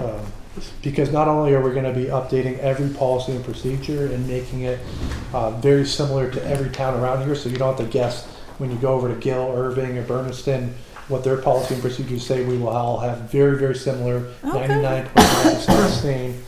But there'll be little changes in it. Like, for instance, when I did the body cameras, Yeah. us as a group came to agreement on how our town's gonna handle that. That might be slightly different when you go over to Gill, but Yeah. 99%, it will all be the same from every town. So Deerfield Chief Pachurik is decided to get this thing going. Oh, The Shelburne Chief, Bardwell's doing a great job sharing information. Actually shared that policy and procedure. Shout out to him. But that being said, we also need to come up with a system for a PD that has ability to put out this information to the patrol officers in a timely fashion, and to categorize when they've read it and signed it. And so there's a program that I'm looking into to upload, once I get this done, to put it onto a computer system that is of this century, so that this stuff is rolled out the way that it should be rolled out. So that's in the future. Emergency management building. We're still, we had a good meeting today with the senior citizens about that. Next thing is the vote, right? That's what we got next? There'll be a public presentation just prior to, yeah. Yeah. But same About night, a week right? before that, we'll be opening the bid, so then we'll have some numbers. Yeah. But then, yes, the next public thing will be the actual special, because it's 2 weeks now, mhm. not even. And I've asked the town, I'm not sure exactly when I hear back from this, but I've asked for another officer. So anticipating an officer becomes a school resource officer, we still need an officer to work days, so that I'm a supervisor and not a patrol officer. So that being said, when exactly do I hear about those two things? That's in the budget, that's the May 1st annual town meeting. Okay. So now, again, I said earlier in this that there's a lot of variables I can't control, so that's why I have to be fluid. Emergency management building's a huge one, so that's gonna decide which direction I go in many different avenues, depending on what the town votes for that. And also I gotta hear back about the cruiser and the new officer. So. Does the new building, I know you said this about cars, does the new building help? Because we're in a very competitive hiring market for police officers. Whenever you do have an opening, it's really hard. And there are other towns in Franklin County that pay a lot more. So does having a new building, having an up-to-date computer and a car make a difference in recruiting? Yes. You mean the current station isn't enticing? I It's would kind of say there's a intriguing. I just don't want to say anything that's not. I just don't want to say it as if I'm trying to say yes, that is going to No. bring people here. Yeah, I we think don't it's have a to go part- at length, I but think just, it's part of the equation of, Okay. of bringing people here, but also complicates my equation, which is police departments, as you just said. Police officers like equipment that works. They like to have a cruiser that actually is outfitted correctly, that doesn't have all the IT problems when three people are sharing the same cruiser. So, but when you have an emergency management building, there has to be some give and take on how many cruisers we have. Are you going to Yeah. have one at home, or are you going to drive into the PD, the fancy PD, and get into your car and drive Right, it from there? So right. that changes a lot of variables of what I'm going to do in the future as far as our growth. But yes, I think any police officer, especially at my rank, walking in downstairs, would probably say this is not for me. So Yeah. going into a brand new emergency management building, I think gives you that like a little bit of confidence. It feels like you're in a town that supports you, and it's a professional building. You know. hate to be so honest about it, but you know. Yeah. But I was warned about that downstairs. I was told about that beforehand. So Yep, you knew it's a that lot was- nicer than yeah. it used to be. So Yeah. It's true. It's true. Okay, okay, Yep. thank you. thank you very Wow, much. thank you. Yeah, thank you. We might have you come back if other questions That was a lot pop of up. work. We appreciate it. Want me to sit here and force me to watch it? Or Thank you. Okay, we're gonna do warrants. We don't have minutes because Sandra has been ill, so we will have 2 sets of minutes at the next meeting, but we can do the warrants. So we have a payroll warrant of I'll Alex? go right ahead and do Okay, what you'd great, like. thank you. I'd like to make a motion for the payroll warrant of $64,722.60. We usually have a date associated with that payroll warrant. Oh, well, that's because I'm not Sandra. We've got the warrant right there, so. The post date is April 5th. Is that what you're looking for? You're looking for the date that the warrant actually encompasses, that would have been Sunday. What day was Sunday? We're still. Or two. 4/2, it would have been the payroll week ending 4/2. Ending 4/2. Okay, motion and a, 2023. Second. Heath got the second. Okay, all those in favor? Aye. Aye. And I also wrote down for the vendor warrant just Great. what some of those big ticket items were, Oh, thank you. so I can speak on that. Motion for the vendor warrant of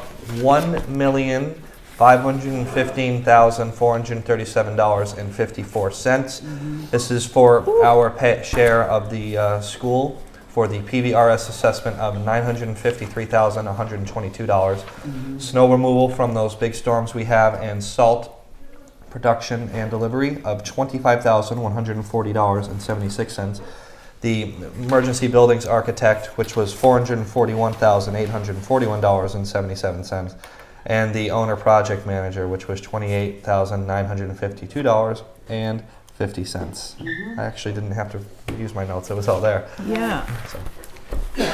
good explanation. Oh, Thank you, Mary. you're welcome. Yay. All those in favor? Aye. Aye.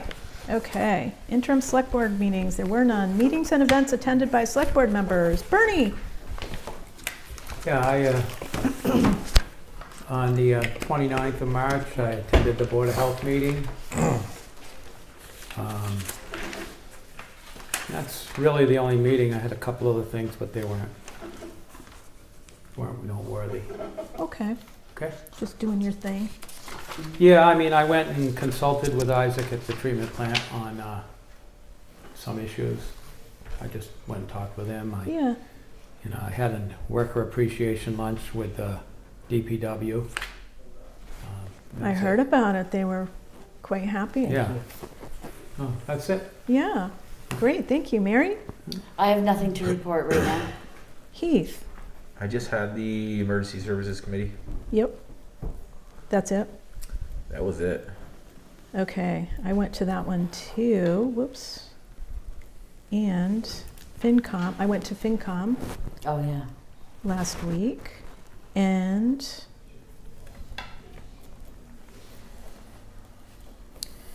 starting up with First Light FERC related phone calls. So that will be coming up. Alex? I had the SRO MOU meeting with Heath and Chief Hall. Okay, so that's on your list too. Okay. All right, thank you. Town administrators update. Well, you heard about the USDA grant. For the ambulance. For the Yay. ambulance, I do need a vote of the select board to accept that grant. And we have to count the yeas and the nays and the Yeah. abstains, and then have B sign it. Okay. So that is required for this grant. So, Motion to approve the USDA grant in the amount of $48,215 for the Northfield EMS ambulance. Motion and a second. All those in favor? Aye. Aye. Do we need a roll call? No, I think you Okay. can just fill it out. 5-0 and sign it. I think that will do. Okay. So we did that. I have, if I stuck it I'm in. sorry, how much was the ambulance? 48,215, Thank How much you. was the total ambulance or the grant? the grant. Just the grant. Okay, yeah, $48,015. And then I have, How much was I the guess I grant? only printed enough for you guys, so I'll have to wing it. I just wanted to give this to you. This is a kind of an update on where we stand with the ARPA funding. Oh, good. Just, I mean, we don't need to really discuss anything in it. You know, it's not really on the agenda, but I just wanted to give you guys a sense of where we are. Things have been voted, some things have not been expended yet. That's just, some of that's timing. They're either on order or equipment's waiting to happen for further other pieces. But I just wanted to pass that out in case you want to look at that. Because we are coming up on, technically, everything has to be applied for by the end of the year. Yep. We do have a little bit of money that we have to wrap Yep. up, and a little bit of money that's coming back from some other things that we want to redesignate. Yep. The end of the year, you mean June 30th? No, Or the by end of December 31st, we have to. Okay, I wanted to make sure. I Yeah. thought it was December 31st. And I so- have the very, Yeah, very good question. scary ARPA report due by the end of April. So this, I just want to be clear for our residents here. So this money, Andrea, is not money that the town is spending from the tax base, right?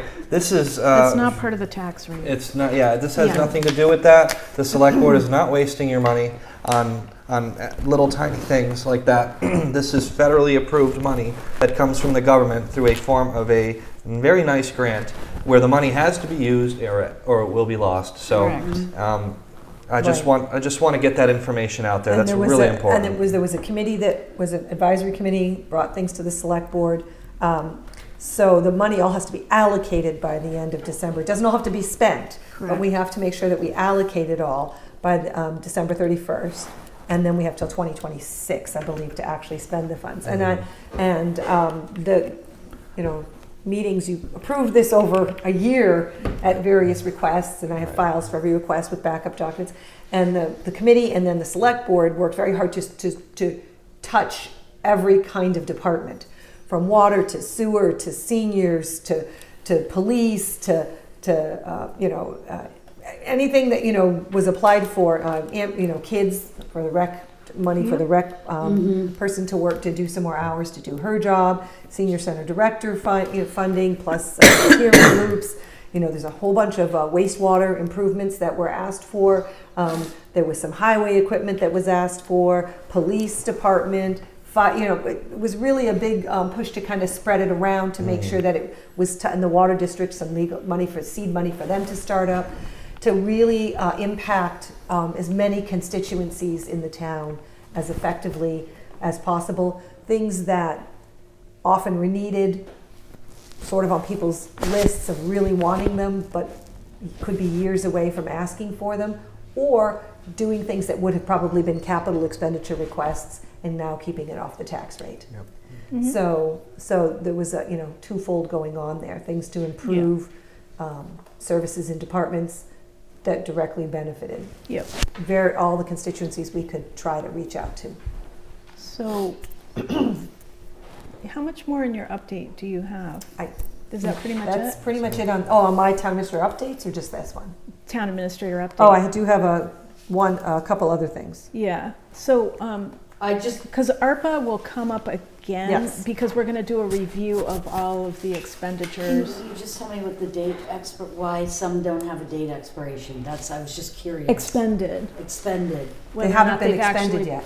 Okay, Yeah, thank you. Yeah, good I just question. needed to Yep. know that. Yeah. it kind of looks like date When expired. it says, Yeah, when it exactly. says Gotcha. unexpended, that means it got closed out. The little red ones and the X's mean they're closed out. And so if Okay. they closed out, for example, the first one closed out and there was $1,468 of the request Yeah. that didn't get expended and never will. So that's going to feed back into being reallocated for Allocated. expenditure probably at Gotcha. some point. Oh, perfect. Okay. Okay, thank you very it's much. trying to Sorry do- for the here's what we interruption. asked That's Here okay, when we Mary, were you expended worried it, this about is that it was done. expiring or This one something? might be left. Oh, okay. Like, what's happening? No. It's gonna disappear. Quickly, we had the senior center coffee hour today with the OPM and the architects to talk about the emergency services building, what we're building, when we're building it, early estimated costs and impacts. So much more of that to come, especially once we open bids and we actually have actual numbers, so we kind of know what the actual cost is going to be. Right. And the date of the opening of the bids was April 12th? Yes, we open April 12th. It's 1 week before 1 week before town meeting. Okay. And do you have a figure on how many bids are going to be coming in? We don't know. I know, I was just curious if we had a ballpark or anything. Nope, we hope a few because that's always better. It's we always did better get to all have those some. Right. Right. Okay. And just a quick estimate. I had it later in here, but we can talk about when we do the special town meeting. So I'll move on from that. Okay.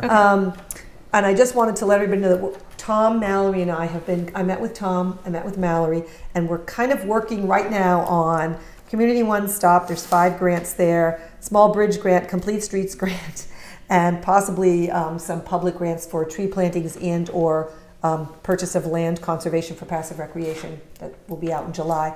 So it is not only town meeting season, it is Grant season. shoot me now, everything's due by June, Yeah. along with 2 town Get meetings. them all, grab them all. So thank God for Mallory, because there's no way we could be able to apply for all this. I just would not have it in me.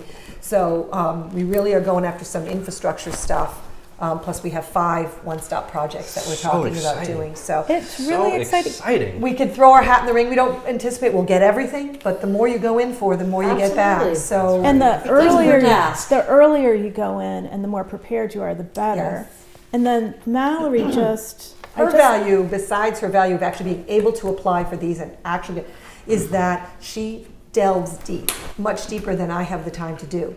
Really looks at digging up the data, looks in our own reports, our own studies to make sure that she's backing up every thing that she's applying for with real stuff that's a priority for Northfield, that people have said, that people have done, Yeah. things that we can count. She's got a stack of studies on her desk like this, and we plow through them for every single grant.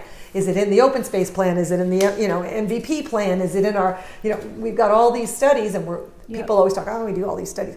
We're really using them to back up the data for our grants to show that these are things that we've delved into, we've looked at, they've been priorities, town committees have found them, they've ranked them, they've said this is what we want, and so now we're using those to really go after some of the priorities and funding opportunities. And there's a lot of money coming because there's a lot of ARPA money that the state still has, and there's infrastructure money coming from the federal government. This is an opportunity to reach out for that, including water and sewer infrastructure grants that we hope will be coming in the next few years as those priorities come to the top with those 2 departments. So just wanted to give people a sense that we don't have a lot to say, but that's because behind the scenes we're really churning along. Yeah, I was just thinking about, this was a great example of how fortuitous it was, is there was a separate effort of a group of citizens doing the tree. Yes. And it turns out Mallory found a grant that would work with what they're doing. So they've already gotten donations, but then Mallory's going to be going, or has already started going after the grant. I think it was a question of timing, but It's not due till later in the year. They were aware of it. They had thought about it, so they're very excited now that we're going to throw Mallory into their effort. okay. And that was to do, they were working on the tree 50th, and they had been raising money for that. Yeah. But there is a tree grant, a grant for local acquisition for national diversity. I'm sorry, that's the wrong one. The Go Green Challenge, which, and it grants are matched by 25% local funds. We're like, check. So that's already been done. And this will be updated and presented to us periodically as things Yeah. move along. We're going to put it as a discussion topic so we can go back through, because the storefront program, It's going to start being reviewed. so we're going to need to talk about expending money in that area, and then if we don't expend all of that money, then what are we going to do with it? So it will be coming back. It's still on. Yes. It was yes. It's still on it was the kind of proposed. quiet, but then Yeah. once our departments figured out how to use this and how to apply for it, It's it picked up awesome. really quick. So if we throw money back out there, I have a feeling we'll get interest really quick. That's Our right. departments in the town and various Yes. other things that are happening have started to realize, Yeah. we can, and we went through it all of a sudden, and now if we throw money back in the mix, I'm sure we'll have interested parties. Okay. And then most of what I've been working on is several warrants and several town meetings. So wrapping those up, and we'll get into that in Okay. the next section. So. Okay, so now we're going to jump into the exciting topic business. with multiple pages of charts. The retiree COLA adjustment. Yes. It's a Peer Act vote, but it's actually a relatively simple explanation very despite simple. all of the data. So basically, the Retirement Administration, this is the Franklin County, is asking the Select Board in each member town to consider a vote to increase the retiree cost of living consideration an additional 2%. It's actually for this year. That's why they have to vote it by June 30th. It's actually for this year. I'm sorry, I have to go slow. They're looking for a 2% increase. So I'll give you the history here, and this will make more sense. Thank you. They can only go up 3%. And they only go up 3% on what's a basis. Like, in other words, if you're a retiree and you're getting $100,000, good for you, but you don't get 3% on that whole amount. There's actually a $17,000 cap that you get the percent on, and then the rest is unaffected by any kind of cost of living change. Okay. And just so you know, the average retiree, if you average the high and the low, is actually only getting $12,926. So not the average Total? retiree, yes. Because there's a lot of people who work in the system, part-time, smaller years, jobs that never reach a threshold where they get more than 25% of their highest 3 years. And if you factor that down, they might only be getting a small percentage. They might only be getting $10,000 a year out of the retirement system. You'd be surprised. right. So Okay. the average amount, the average that a retiree gets is just under 13,000, not even the full 17. So when we're talking the 3%, you know, the 2% on top of it, we're not even talking a full 2% on top of 17,000 for every retiree. Right. We got a lot of retirees that don't even make that much.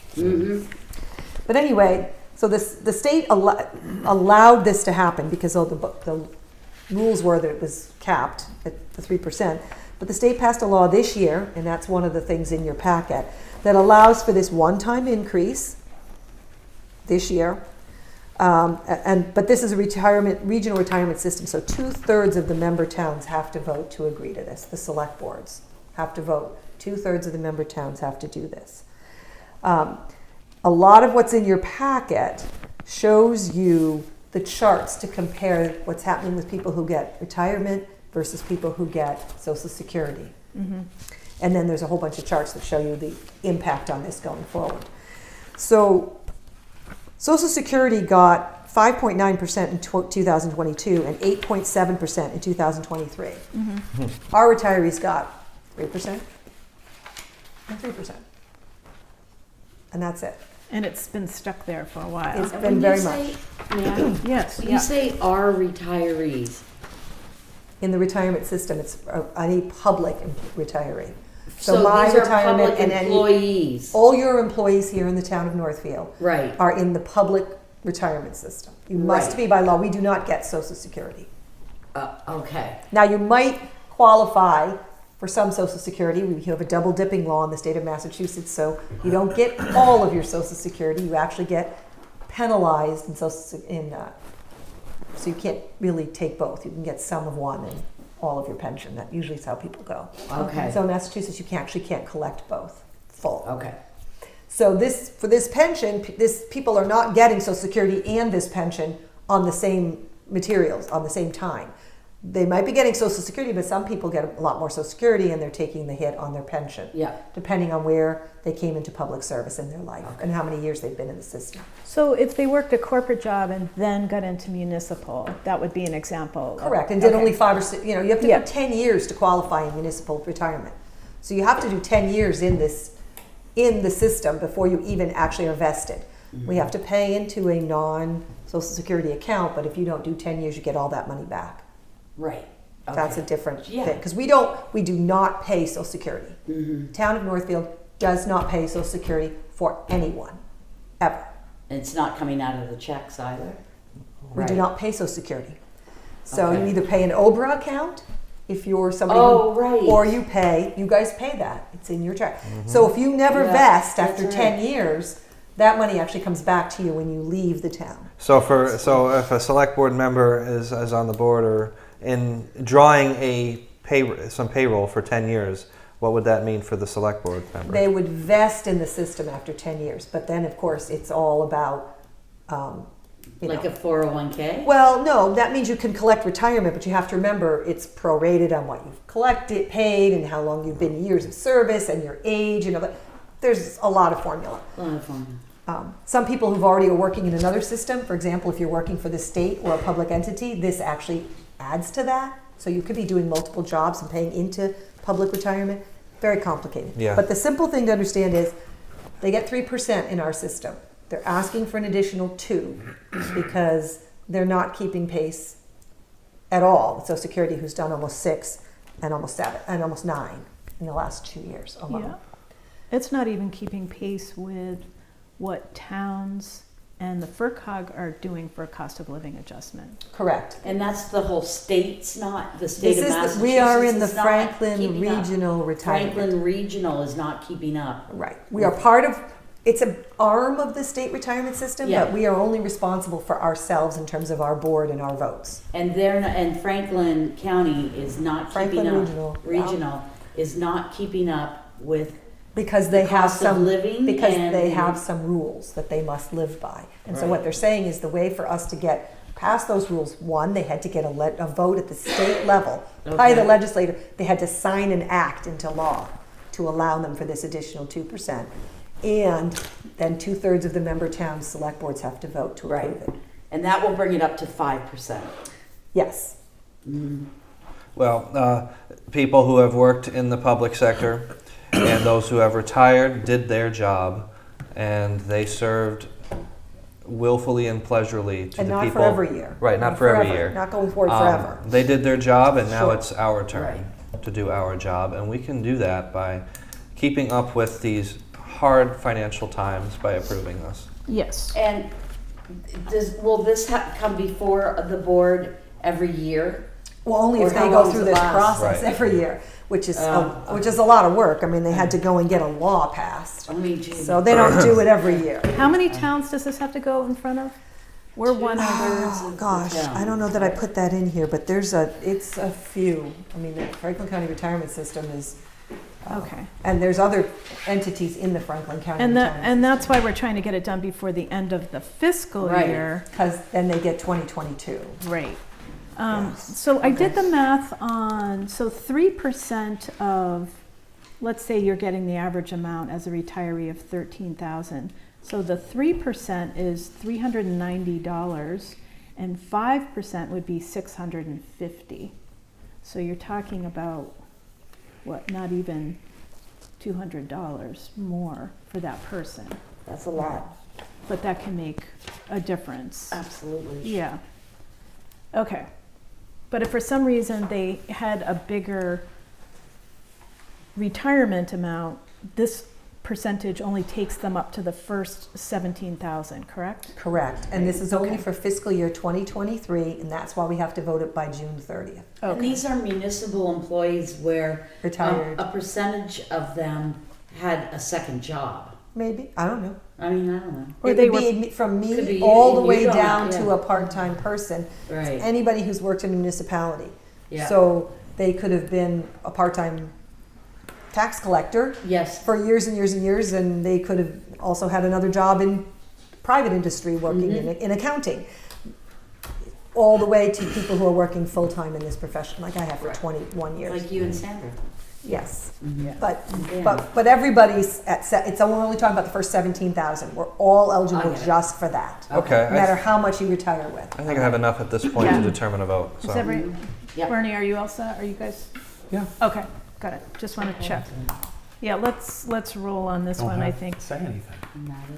I'm just checking. Well, No, I read everything. I'm Yeah. fine. So that means the average 13,000 person would get $260 more with Okay. this vote, if that helps. Thanks for breaking that Yeah. down, though. Yeah. Are Okay. you going to call the vote? Yep. Alex? Alex is. I just want to be, before I do that, this is for 5%. This is for the additional Additional 2. 2% Just for making it. fiscal 2023. Got it. Okay, motion to approve the updated cost of living adjustment for fiscal year 2023 for the additional 2%. Motion and a Second. second. All those in favor? Aye. Okay, done. Great. Okay. So do we all need to sign that, or No, it's just a vote, you and just we'll have communicate it? to forward him the vote and. Okay. Votes on the record. Great. All right, Well done, good. Alex. Nice, guys. We got that Yeah. done before the end of the fiscal year. Okay. Okay, All right. special town meeting warrant. We need to vote to sign it. So We went through this last time. Yes, we Right, did. so basically, same two articles. Yep. First one to approve the, and when you'll have a real number when you go to motion this. Yes. This is just the warrant article. And then the second one will be for funding, if the first one passes, to continue to pay OPM and all the sub-consultants professionals, that yeah. we use to keep the project moving forward. Okay, Right. so do you want to do a motion? Are we Yeah, like Alex? Motion. Yeah, motion, do you have to make a the motion to motion sign? generator?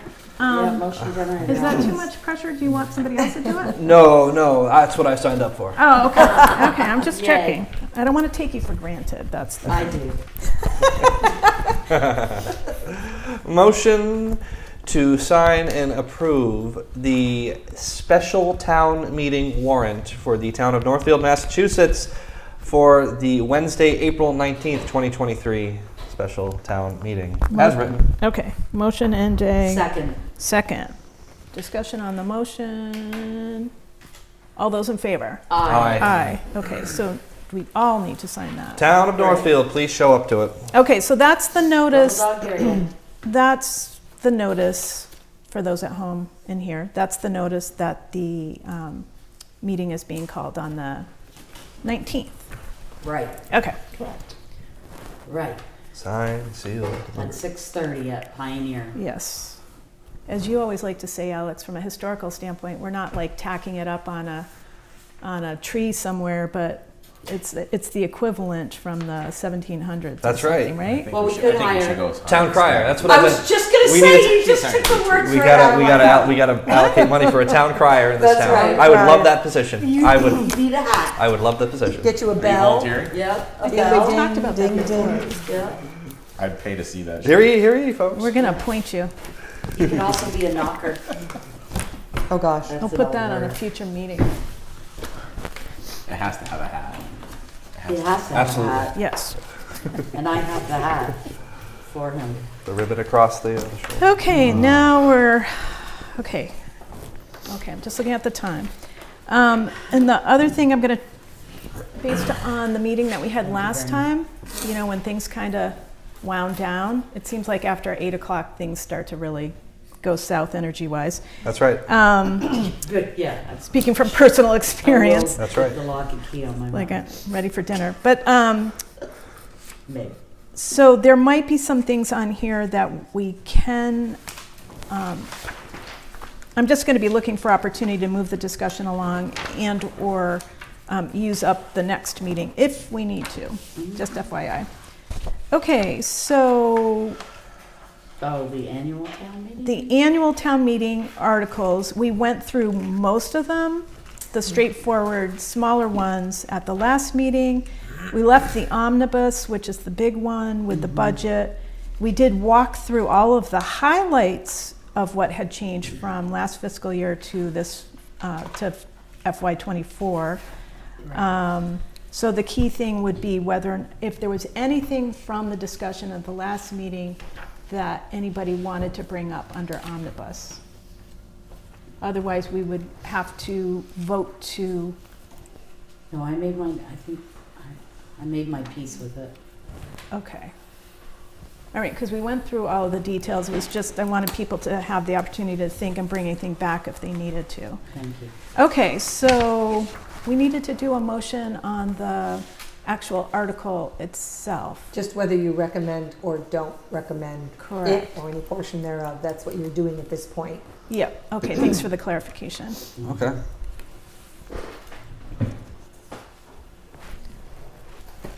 Okay.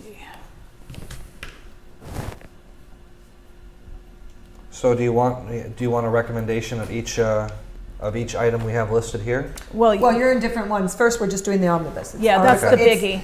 I called it Article 5, but it Yeah, I turns just out wanted it's to make- actually going to be Article 4. I just want to make now. sure, yeah, the article number is right too, unless that doesn't Yeah. matter at this It doesn't time. really if you call it the Okay. omnibus, but it's going to be Article Okay. 4 because we actually lost an article up front. Okay. It was the $600 for the. Oh, the library? The library, turns out, she sent me an email, she goes, oh, I forgot to mention, we paid that bill. Oh, So good. it's Oh, just okay. $600 that's disappearing That's off the good. one, not Okay, a great. huge thing. So Nice. it now just became Article 4. Okay, got it. Motion to approve the omnibus article for the May 1st annual town meeting.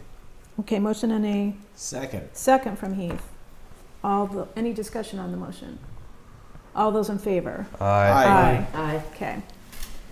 Northfield Elementary School bathroom. Okay, this is a new one. It was one that we It's knew- also a old one too, right? It is an old one It's an oldie and it's a and a new revisit. one. I've been working very intensely with them to try and get this actually finally bid. We voted Yeah. funding last year at a at the annual town meeting to redo 2 bathrooms in the basement, and if you ever want a tour of them, they're quite frightening. I've been there. They're really bad. I mean, we have stalls out, Yeah. things coming off the walls. They're Is just that old. those the ones in the basement? Yes, all the way Near down. the girls- cafeteria? Not the cafeteria. I think it's Oh, on the okay. other side of the building. Art Okay. The old area, one. like Yeah. back. Yeah. corner. Oh, in The the old old brick building, part, the yeah. old wing. Okay. So they're in very poor shape. They really need to be redone. We've got some things going on with them. So we passed some money last year in anticipation of doing this. We've now been through the engineering. We've got a cost estimate. It came in higher than we had hoped in order to do this project. So I said, not bidding it until we do a couple of things. So we did a couple of things. We rethought some of the project. We put some of it in an add alt. What's So, that mean? so that means that we'll have a budget number, and when the bid comes in, this is what's in the bid, but we have an alternate bid. If this budget comes in lower than we want and we can afford our alternate, we add that into the base bid. I see. So there was a couple things. They wanted to do a gender neutral bathroom. We pulled that from the project. The space will be there. It's something we can do in the future, and we've added it as an add alt. And only for the reasons of fiscal, Only we Money. cannot. not Right, we have to do the boys and girls Any bathroom as political a thing. big, like as a full thing. No, Right. you know, there are other bathrooms that are undesignated in the school in terms of gender, but we want to put one in there, and the idea is to leave that in such a way that it would be a possible future funding item. But we just don't have it in this, and we Yep. had certain amount left in free cash, and we wanted to cover every piece of to get the big thing is we got to get the plumbing done, we got to get it all fixed, and then we have that possibility. The other thing is like a washer and dryer and some plumbing in the janitorial closet, which runs behind the bathroom, one of the mechanical rooms. So we're going to do less of that work, putting in what we need to put in, with the idea that we move forward on the rest of the project.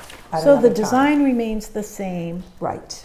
It's the fixtures. We're costing and- out the really the bare minimum of doing the project, and the add alt is Right. this extra bathroom on top, in addition to Right. the other bathrooms. Right, So the right. design's still the same, even if the Yes. add alt is too much money. Yes, because we Okay. just want to make sure we need to do the lion's share of the work to have any of this work in the end someday anyway. Okay. So but I really feel strongly that we cannot bid this project. First, we set ourselves up for failure. If we bid it and it's too high, we can't do any of it because now it'll come back. And Oh, right. So we at least can do, hopefully the bids will come in good, we can do all of it. But we have to get it under our funding threshold. So I had some money we have some $35,000 currently in NES, capital improvement projects, which I can put into this project, and we have $83,000 left in free cash. So we're going to allocate that. Putting that towards it, we can get most of the way there. We've just pulled a few things out into the add alt so that we can get it bid and leave those things in the project in the hope that the Yeah. pricing will come in and we'll actually be doing it all. And it was $35,000 that we have in the capital for NES now, Correct. plus an additional, I'm sorry? I missed Plus, that. I'm going to ask for an additional $83,000 in free cash. So we approved X amount last year. Yes. This is the additional amount that we need in order to actually pull the job off. Yes. Yeah, okay, Okay. okay. So I'm comfortable putting that out there. Otherwise, we're not really going to be using the money that was approved last Right. year because we don't have enough to cover the project. Right, and we can move forward on other parts of the project next year. This year, we're trying not to put things on the tax rate. We're trying to stay off the tax rate for future years coming. But other projects were already free, in the budget for free cash. So we did have this amount left, Okay. and so we want to put that on this project and then keep moving forward. Free cash is not free and it's not cash. Well, it's cash in a sense. It's in But our it's checkbook. from the prior, You raised it last year. we raised it last year and the state certified it as being available at some Or it's point additional revenues that came in during the afterwards. course of the year. And you Okay. can't use them until they're certified. Gotcha. And it's good to reiterate that for the citizens. Yes, yeah, it because is. it's So that confusing. they, It's because it can be confusing. confusing and, I they may reiterated think for it's myself. just And the other picking thing it off about the doing tree. it is in free cash is technically free cash is already sitting in our bank account. If we voted on May 1st, we can go ahead and immediately Get the project going. get the project. We're going to bid the project now. We're Oh, working so on that now. So then if it's approved, it can go. If the money's approved Okay, May good. 1st, the project can now move forward. Because Okay. the cash is already available, as opposed to putting it on the tax rate, which doesn't come be available until July 1st. That's right. And they want to do this over the summer. So we're trying to move as fast as Yeah. we can Okay. to get the project rather than wait a whole other Gotcha. year. A whole other year, yeah. Because we've already waited a year. Yes. Right. Okay, all So right. that's a So I new- think we should recommend. New article. Yeah, we're All going to right. recommend this. Motion to approve and recommend the Northfield Elementary School bathrooms. 83,000 from free cash. Second, Great. All those in favor? Aye. Aye. Okay. Next, select board stipends. Yes. I think I sent you some article language so that you could look at what that would look like. You could also change the language if you don't really like it. I was trying to make it as clear as possible. Yeah, we have the notes here of what it currently is, and then in bold what the adjustment would be. That'll be in the notes when you do where is the, that? it's in your homework. It is? Yeah. This one here.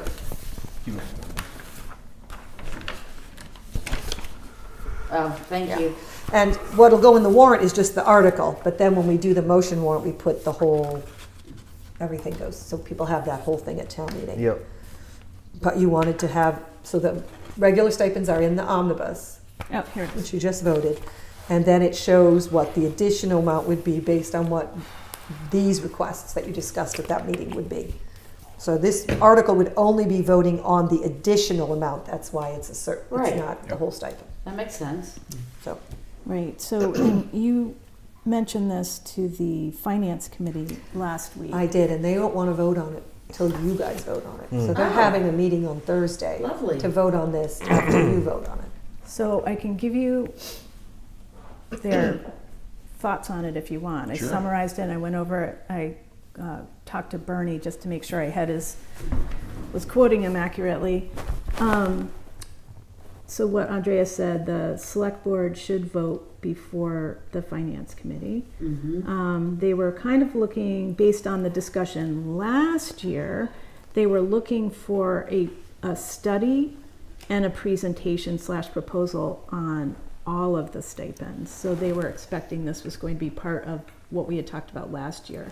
And I think there was some confusion with the classification study that we're doing for employees, that the question was there a way to utilize that consultant or that process to take a look at all stipends for all committees? I don't think so in the process we're in now, because these are all based on job descriptions. and Right. Writing job descriptions for every I'm- board and committee member. And this is what they were saying, but they would love to have something similar to So what we're we're thinking doing next year's for goal may be salaries. to move forward with it. Yep. And then there was, I think Tony brought this up, not Bernie, was the 5 versus 3 select board members. Not Bernie Parada, not Bernie Boudreau, but Tony Mateo raised a similar point to, I think, what you had raised before, which was the number of select board members and the effect on the overall, if you do a stipend. I have figures for the town meeting. Yeah, so just FYI, he raised that as well. So that's what we got from FinCom, and then based on what we do tonight, they will meet on Thursday if needed. And they're the final vote? No, they'll just give their recommendations. They don't, And then the You're town. the final vote on what goes on the warrant. Mhm. They just didn't want to recommend or not recommend until the select board had made your own recommendation on your own request. Okay. They take votes to make recommendations on any monetary Item. article. Yeah. Yeah, okay. Okay. Okay, so then let's just go around then, because I know there's going It's to a be some. majority. Yeah. Can I start with you, Alex? Is that how you want to do it? Or Yeah. let We should me- make the motion first. Oh, yeah, make them. Right. Oh, yeah. It's obvious what my opinion is on this point. So, motion to approve and recommend the article of the select board stipends for the annual town meeting. Second. Motion and a second. Any discussion on the motion? One quick one. Yes. Just a quick stat. This is a very rough one, but I just want to point this one out. So if you break down the annual stipends for just the 4 members, the 24.94, that breaks down to 95.92, 26 2-week periods within the year, considering we have a select board meeting every 2 weeks. Okay. So that breaks down to being 95.92 for every 2 weeks. On average, we're having 3-hour select board meetings, and then maybe throw in just a 2-hour other obligations that we might have the rest of the time till our next select board meeting. I don't think any of us are doing just 2 hours outside of our select board meeting, but I'm putting that in there as a bare minimum. That breaks down to $19.18 an hour just on 5 hours for every 2-week period, and we're all putting in way more than that. So Okay. that was like what our current That's rate what your was. proposal is? No, Yeah, that's what our our current rate is right now. If you use that, If you math. use 5 hours a week. Gotcha. Or 5 hours every 2 weeks. Well, you keep those numbers handy. I have it all on another piece of paper, and I forgot to bring it with me tonight. So, but that was one of the main Those numbers things. handy. It actually, when I looked at mine over the last 6 months, it was something like $8.06 an hour. Yeah. After all the time we spent when I pulled stuff off my calendar. So, just throwing that out there. Okay. Anything else? Right? Now, we'll do numbers at the town meeting and just let the people decide. You know I'm against it, the raise, so that's me. Okay, we'll get around to the. Yeah, that's it. I mean, Well, no, I'm no, only that's- one person, so. Yeah. Well, mean, what it- we're doing is voting to recommend to put it Yeah. on the warrant. Yeah. Yeah. Mhm. Okay. Yeah. Any other discussion? I am taking, just so you know, I am taking the finance committee discussion quite seriously, because that was what we talked about last year. So just FYI. Mhm. Okay. Absolutely. That's All why we those- should. All right, all those in favor? Aye. Aye. Nay. Any opposed? Nay. Nay. Okay, Your nay is what? Yep. Okay. for this year. Yeah. Mhm. But it's still approved. So It's still, that's- still Yep, approved. so it'll be on the warrant. It'll be- Okay, It'll be listed by the vote. It does say 3 yes, 2 no Okay. on the warrant. All You right. put in the vote. thank you, Good, everyone. good. Generally, unless you don't want to do that. We No, that's generally- fine. Generally Fine. always have. Yeah. I didn't know there was a nay. The last one you have on here, which was to talk about the Nay for this extension year. of the fire chief, B and I had it tasked to do and have not been able to meet with the chief. So we're gonna, since you have one more meeting on this, gonna ask to postpone this until we can meet with the chief and bring a recommendation forward. Well, I think it's fair to say that Chief Janelle still has a fire in his belly. Under his feet, So to speak, Yeah. in his hat. in his belly and under his feet. Okay, go ahead. What? So, but we were going to speak to him because we got feedback from Andrea spoke with Senator Comerford's office and Representative Whip's office. So we're Yes. talking about how to get this through the legislature and whether or not there would be any issues. Uh-huh. And she also spoke with legal and with insurance. So we want to go through those requirements with Skip before we do it Okay. in public. So, That's right. And, So- and Skip wants to extend his position. yes, that's what he asked. Right. Yep. We are so blessed to have that man. Sorry, Yes. personal opinion, Madam Yeah. Chair. Yes. So blessed to have him. So we're tabling that? Yes. It'll be on your next meeting, Yep. Okay, when we that's have good. had the chance And- to Next meet with meeting. him. I think at one of our prior meetings, we had looked at the wording And you have the wording You of have the in your old- packet, the old one. It's in your packet. From I gave 2000, you- yes, from Correct. 2018. So I gave you the wording for the new one, the way it's worded, and the word of the approved October 31st, 2018 one is in your packet. So you see what actually, this is a law. In order to make the fire chief go beyond a certain age, you have to go to the legislature and enact a law, Because he's passed. I get it. mandatory Yeah. retirement. Yeah. So you have that language in your packet as well, so you can see Right. what they actually. And this law is for our county, our town, Northfield, just Northfield. Yep. And we have to enact a new law. correct. Because in this order one to only extend goes through this. Yep. I was on the select board 2023. when this was last approved. Yeah. It's pretty standard. It goes on someone's desk in Boston, and then we vote on it as a town to approve the law the goes- special law that is Well, it created. goes before the House, it goes Right. before the Senate, and it goes Yeah. to the governor. It's a law. It's just like kind of like what we went through with the With the water water district district. last year. Is Yeah. you vote on it at the town meeting. It then goes through the Senate and the House over the course of the summer. Hopefully, by the time they go on vacation or their Well, they're in break, session whatever they now, call so- it, in session versus out of session. Then the governor doesn't sign it until it comes back to, once it gets through both of them, it comes to the governor in approximately September or October. So that's also a concern too, because there's a timing issue there. Yeah, and so what would happen in the interim? Well, we have to talk about that. with That's Skip.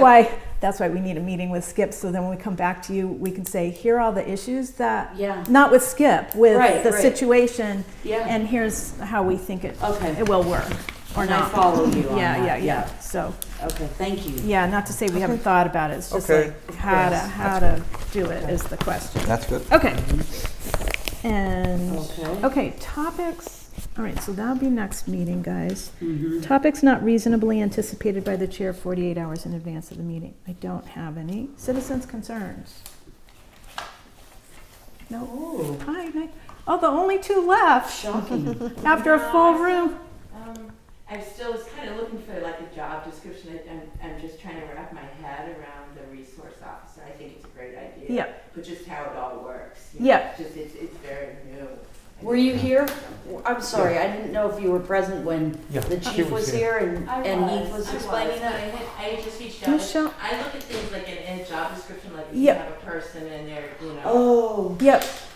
Yeah. Question, Michelle, just for the minutes. Yeah. So it's Michelle Wood and is it Pearson Road or, No. which road is it? Oh yeah. Huh? Holly Ave. Oh, okay. Michelle Wood, Holly Okay. Ave. So it's in the MOU that we are looking at. And when we're going to actually discuss the details of the MOU at the next meeting. So once we get through that, then it will be, we'll put it up there. But it also has to go to the school committee too. So it might be a bit before it's actually posted. I'm just curious how Yep. it works. That's all. Yeah.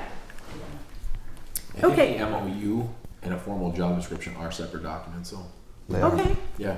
The MOU is Did the he- understanding between the school district and the town, but then the actual job description would be. So think I'm is there a gonna job have- description in There the- is, well, yeah, sort of. So I'm gonna ask John to Good look point. at that, There and now was, that you've there done was the one, I'm MOU. not sure how much Yes. of it's been updated, but the MOU is what a majority of the updates involve. The actual Right. job description is probably still pretty intact. A lot of the stuff is still. I'm gonna ask John to Pretty look similar, at it but in yeah. light of the new MOU, just to update that, and then there will be an updated job description. Yeah. It's just because the job descriptions always kind of give you an understanding. Yep, yeah, and I have I Yeah. have a job description, the Yeah. old job description. But in light of the fact that the MOU is now done, I just want him to review it. He may not change a lot, but I can certainly share that with you. Can Mallory get a grant for that one? No, personnel's tough, and if they do, Really? it's like 1 year. Like, you can't get a permanent hire for.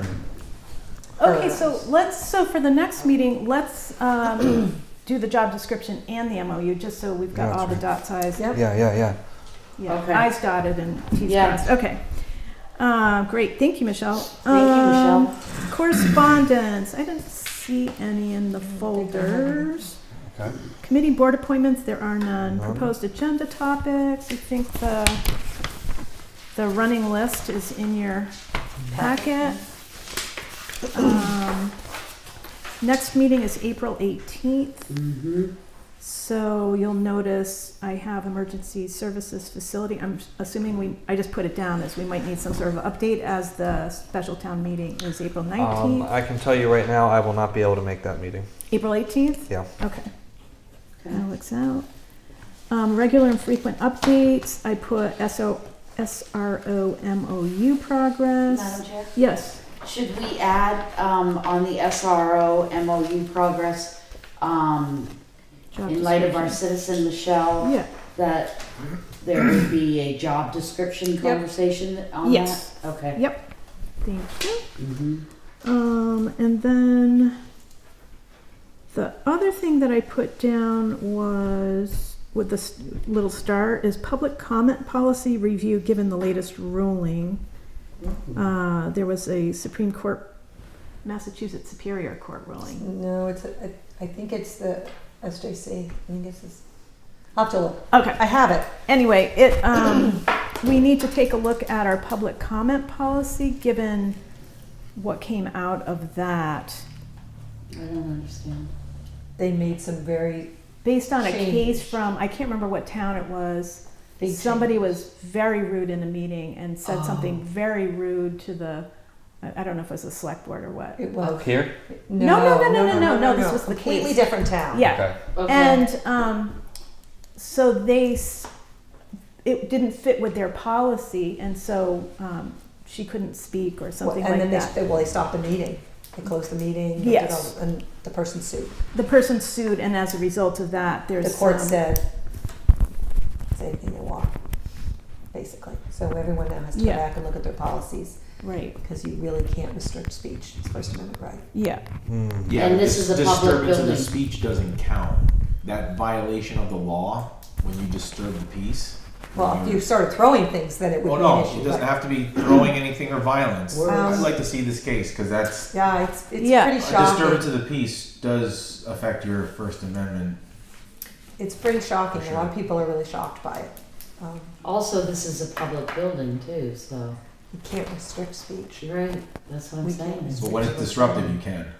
Well, Well, it depends on so what you we're so gonna you're have- look at the case. Yeah, so anyway. That's what the whole Oh, that's I what the could whole go on discussion forever about this. That's what the whole I'd like to look at discussion this is stuff. fascinating, That's what the whole fascinating discussion's stuff. But about. anyway, Fascinating. I stuck it on there because at some point we're gonna, when we get some guidance, we're gonna need to take a And I'll look just at tell it. you, as a recommendation of some of the law firms and some of the other public agencies, people have removed public comment from their agendas until they've had a chance to have discussion. Who can blame They've them? literally taken it off the agenda. Oh, Because you don't have okay. to have it by law. Because they're afraid they're gonna get in trouble. or they something. really Okay. do. All right, guys. So We need to that's talk about it sooner rather than Yeah, later. that's all right. Anything else on there for proposed agenda topics?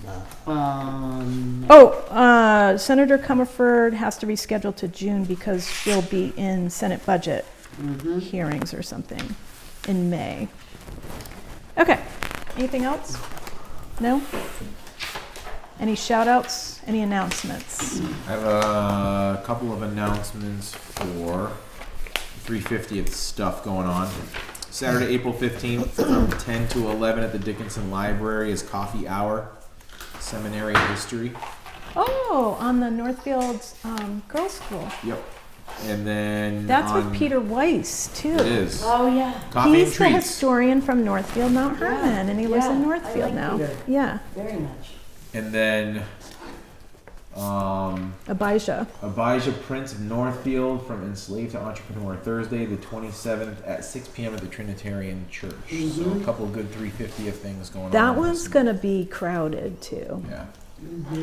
So he Good. he was enslaved to a minister in Northfield Right. and became a free man and quite the entrepreneur. And he was married to a poet. So it's like fascinating history. I've heard this woman speak before. But it involves Northfield, Deerfield, and Vermont. It's really fascinating. Great. Wow. Yep. And then I got a recognition for service. Okay. good. Shout out that I'd like to give to Chief John Hall Oh, for his I was amazing thinking efforts that. in building a collaborative and genuine community service department. It's really been a dream come true to watch this department go from, Flourish. it was it was already a good department, and he took it over, and he's just moved it forward that He much ran more. with it, So I mean, yeah. he's doing a great job, and it's everything that a small town police department really should be. So I mean, Feels like he's been here forever. It does. too. It does. And we On- were on just that- sitting here. voting him- On that comment, I Yeah. did get a text that they liked John's presentation. It was great. Good. Yeah, he's wonderful to speak to, and I think Yeah. for those who haven't met him, Mhm. introduce yourself because he's really delightful. The board did a fabulous job in choosing the right man. Well, a shout out to the select board for hiring him. Well, it was good process. I will we say had that. two great candidates to choose from. I think We did. We had two great. It was a tough one. Yes. Okay. Okay. Motion to adjourn. Second. Oh, 8. you seconded me. So moved. So moved. Second. All in Thank favor? you. All those Aye. in favor? Aye. Aye. Thank you. Make a note. Thanks, guys.